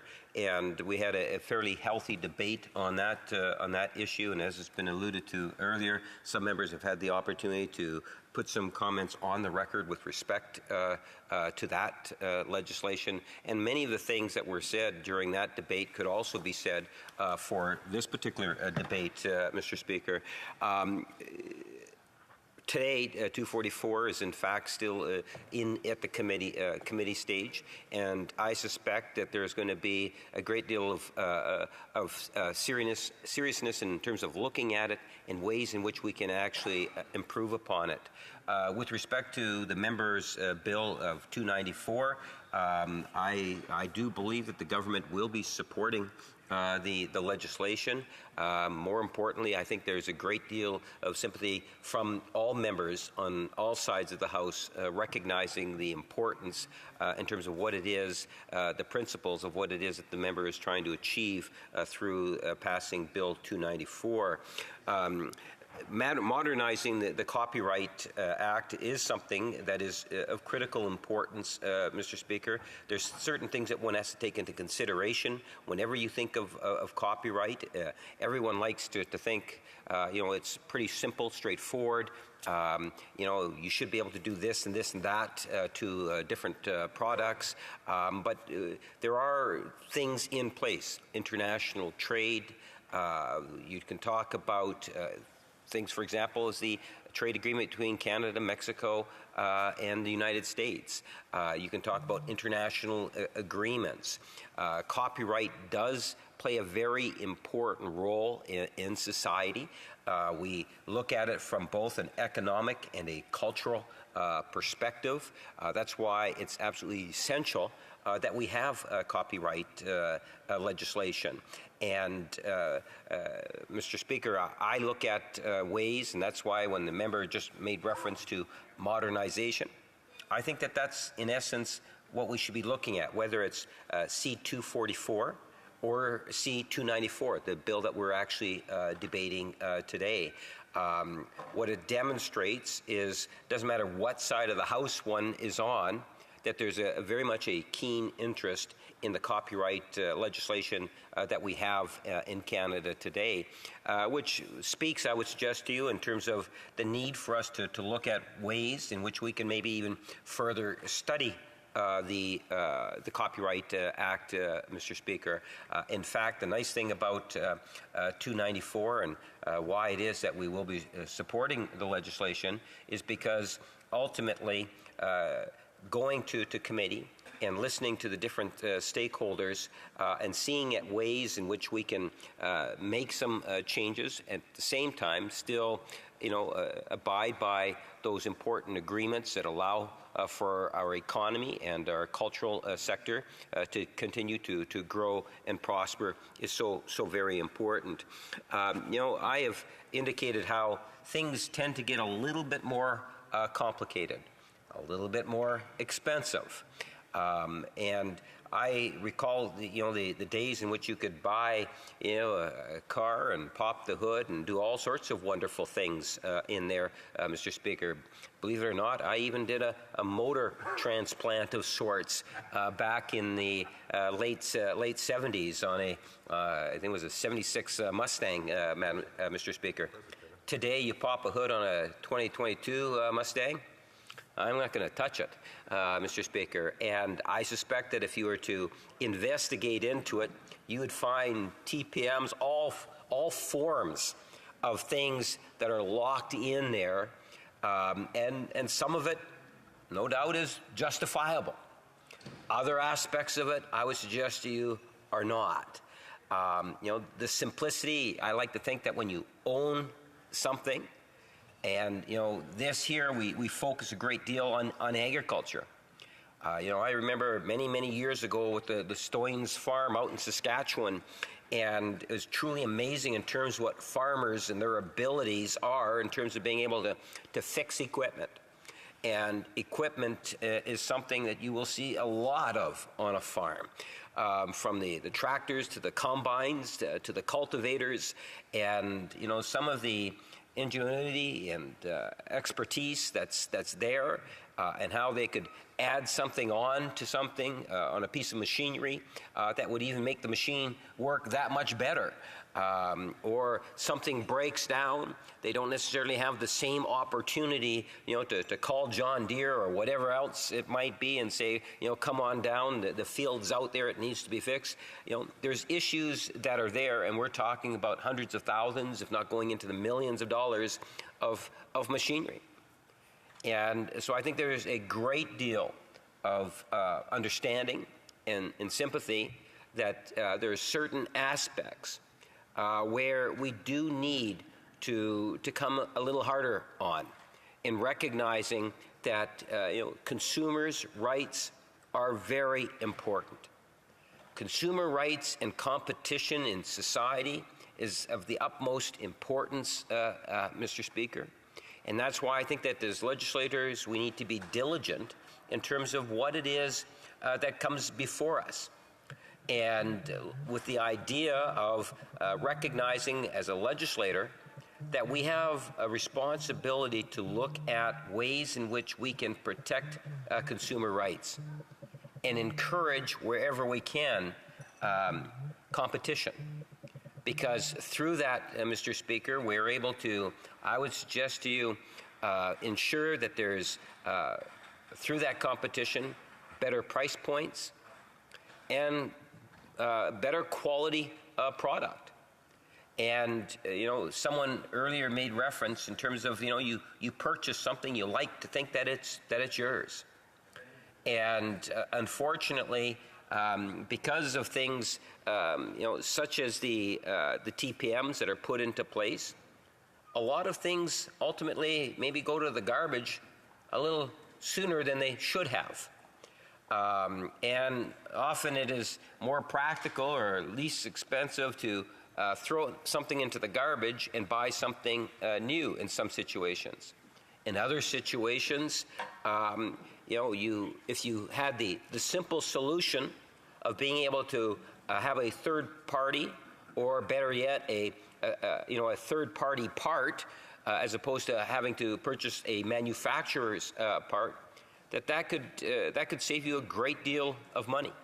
It could also make it that much more accessible in terms of available for when you actually need to be able to use that part, Mr. Speaker. So when you think of it from that perspective, and you factor in the issue of competition, I believe at the end of the day that there is more that we can look at. And that's why I'm pleased that not only do we have one, but we have now two pieces of legislation, one from the Conservatives and one from my colleague and friend from Richmond Centre in the form of Bill 244, the right to repair. When I spoke on the right to repair, one of the examples I had used on 244 was something as simple as your washing machine and dryer. And it's totally amazing in terms of you go to the landfill sites now, compare average usage and the ability to be able to repair. These are the type of discussions that I would like to see go to the committee with the idea that we keep an open mind and look at ways in which we can make some modifications to the Copyright Act, but we do have to take into consideration how important the Copyright Act is. As I say, it does foster creativity and innovation. That's why we have it there. There is obligations through international agreements. After all, Canada is a trading nation, but we are also a nation that cares deeply about consumer rights, and that is one of the reasons and primary reason why I think it's important that this bill be passed. Thank you, Mr. Speaker. I appreciate the member's comments. I changed out an engine in 1972 MG, and I don't think today I could find an oil stick on a modern car. The honourable member for Charleswood, St. James, Assiniboia, Headingley. Here, here. Thank you, Mr. Speaker. It's an honor to rise today to speak on Bill C-294, the Unlocking Innovation Act. And I want to say also I'm delighted to hear from the member from Winnipeg North just a few moments ago that the Liberal members will be supporting this very important piece of legislation introduced by my Conservative colleague from Cypress Hills Grasslands. And I want to thank that colleague for all the hard work he's done to bring this important piece of legislation before this House. This bill would amend the Copyright Act to allow a person in certain circumstances to circumvent a technological protection measure to make a computer program interoperable with any device or component or with a product they manufacture. It allows the owner of a software-enabled device to bypass the lock in order to make it compatible with other applications, even if they are not developed by the original software developer. It does not allow anyone to break digital locks in order to copy or alter the work of an artist or a copyright holder without their consent. Authors have been protected by the Act since 2012. This bill will allow people to break digital locks solely so the program can be used with another platform. This is called interoperability, and it is a very good thing. This bill results from a loophole in the Copyright Act applying to computer programs, also known as software, which are increasingly found in any number of digitized products imaginable. This bill will also harmonize our Copyright Act with American legislation, ensuring Canadian innovators and businesses remain competitive with small innovators, not just in the United States, but in the European Union and Australia. The American regulation currently views that reverse engineering a computer program for a legitimate reason, such as achieving interoperability, falls under the general copyright exception of fair use. And this is what the bill seeks to extend to Canadian innovators. This bill is also complementary to Bill C-244, addressing the right to repair. Whereas the right to repair tends to focus more on the consumer's needs, interoperability necessarily carries broad implications for how competitive markets can function. There can be an equal or greater impact on the marketplace than from right to repair. Specifically, it determines if small innovators and entire areas of industry can exist, let alone succeed, as seen in the Nintendo versus King decision. This case centered around the expansive use of technological protection measures. Increasingly, content creators and copyright owners have turned to technological protection measures to control how their works are accessed and used. Technological protection measures include technology that provides digital locks and preventing individuals from undertaking a variety of actions such as printing or making alterations or controlling viewing. Yet when a customer buys a product, they should be allowed to make alterations or repair the product themselves if they wish. After purchasing it, they are the owner of that hardware. In the case of Nintendo versus King, Go Cyber Shopping had advertised and offered for sale devices referred to in the judgment as quote-unquote mod chips, a type of computer chip. Go Cyber Shopping offered mod chip installation services as well, which means it had merely offered to sell and install computer chips, including ones a customer may have bought elsewhere. Yet the federal court in Canada found that these activities constituted a circumvention of the technological protection measures and awarded Nintendo $11.7 million in statutory damages and $1 million in punitive damages. This is why a bill like C-294 is so important. It will allow small businesses who want to assist customers who own a personal technological device to make upgrades, modifications, alterations, or repair that device. These small businesses will be able to do so without running afoul of overly expansive copyright regulations. But Mr. Speaker, this bill won't only help with consumer technology devices, it will also help many Canadian farmers.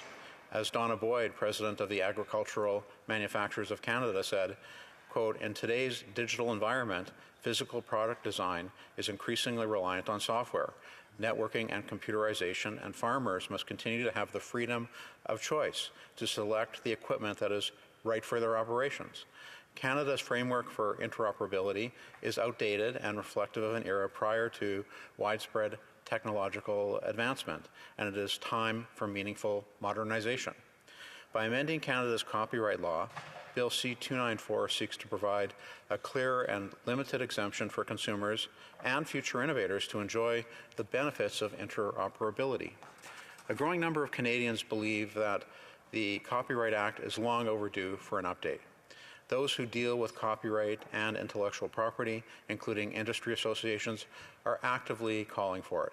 This is what Bill C-294 will accomplish, allowing industry to meet modern technological demands. For the last 10 years, since 2012, Canada's Copyright Act has enforced technological protection measures to help businesses and creators benefit from their own work, including software. Some companies use this to put digital locks in place, limiting which information their competitors or users can access with their products. Combined with a lack of clarity in copyright law, this can block users from having their machinery or devices interoperate with other equipment, as they were once able to do. Along with consumers, manufacturers are left with both practical barriers and uncertainty under the current legal precedent if they want to sell their competitive products. This bill will provide a clear, limited exemption for consumers and innovators who simply wish to enable their devices or machinery to interoperate with other equipment as they were always able to do before. If passed, Bill C-294 will better support Canadian innovators and consumers to maintain a competitive marketplace while upholding Canada's copyright framework. I look forward to having the opportunity to vote to send this bill to the Standing Committee on Industry and Technology, and I would like to congratulate my colleague again for bringing this important initiative for us to consider. I hope that as a Parliament we can all work together to get this bill passed as soon as possible. Thank you, Mr. Speaker. Continuing debate? No? Seeing that there's nobody, I'm going to, if I recognize the sponsor of the bill, it'll be for his right of reply. The honourable member for Cypress Hills Grasslands. Well, thank you very much, Mr. Speaker. It's an honor to rise at the end of this debate on my private member's bill, Bill C-294. I'd like to thank all of my colleagues who expressed interest in speaking to this bill, and particularly the members from all the other parties of the House and the great ideas that they spoke to on this bill. I think of definitely the planned obsolescence issue that the Bloc Québécois raised in both their hours of debate. I definitely appreciate what they had to say about that issue. At the start of our discussion, I provided some background for the issue of interoperability. I spoke about what it is and how it is important for the life of communities across Canada. It will allow them to survive and to keep on doing the good work that they have been doing for decades.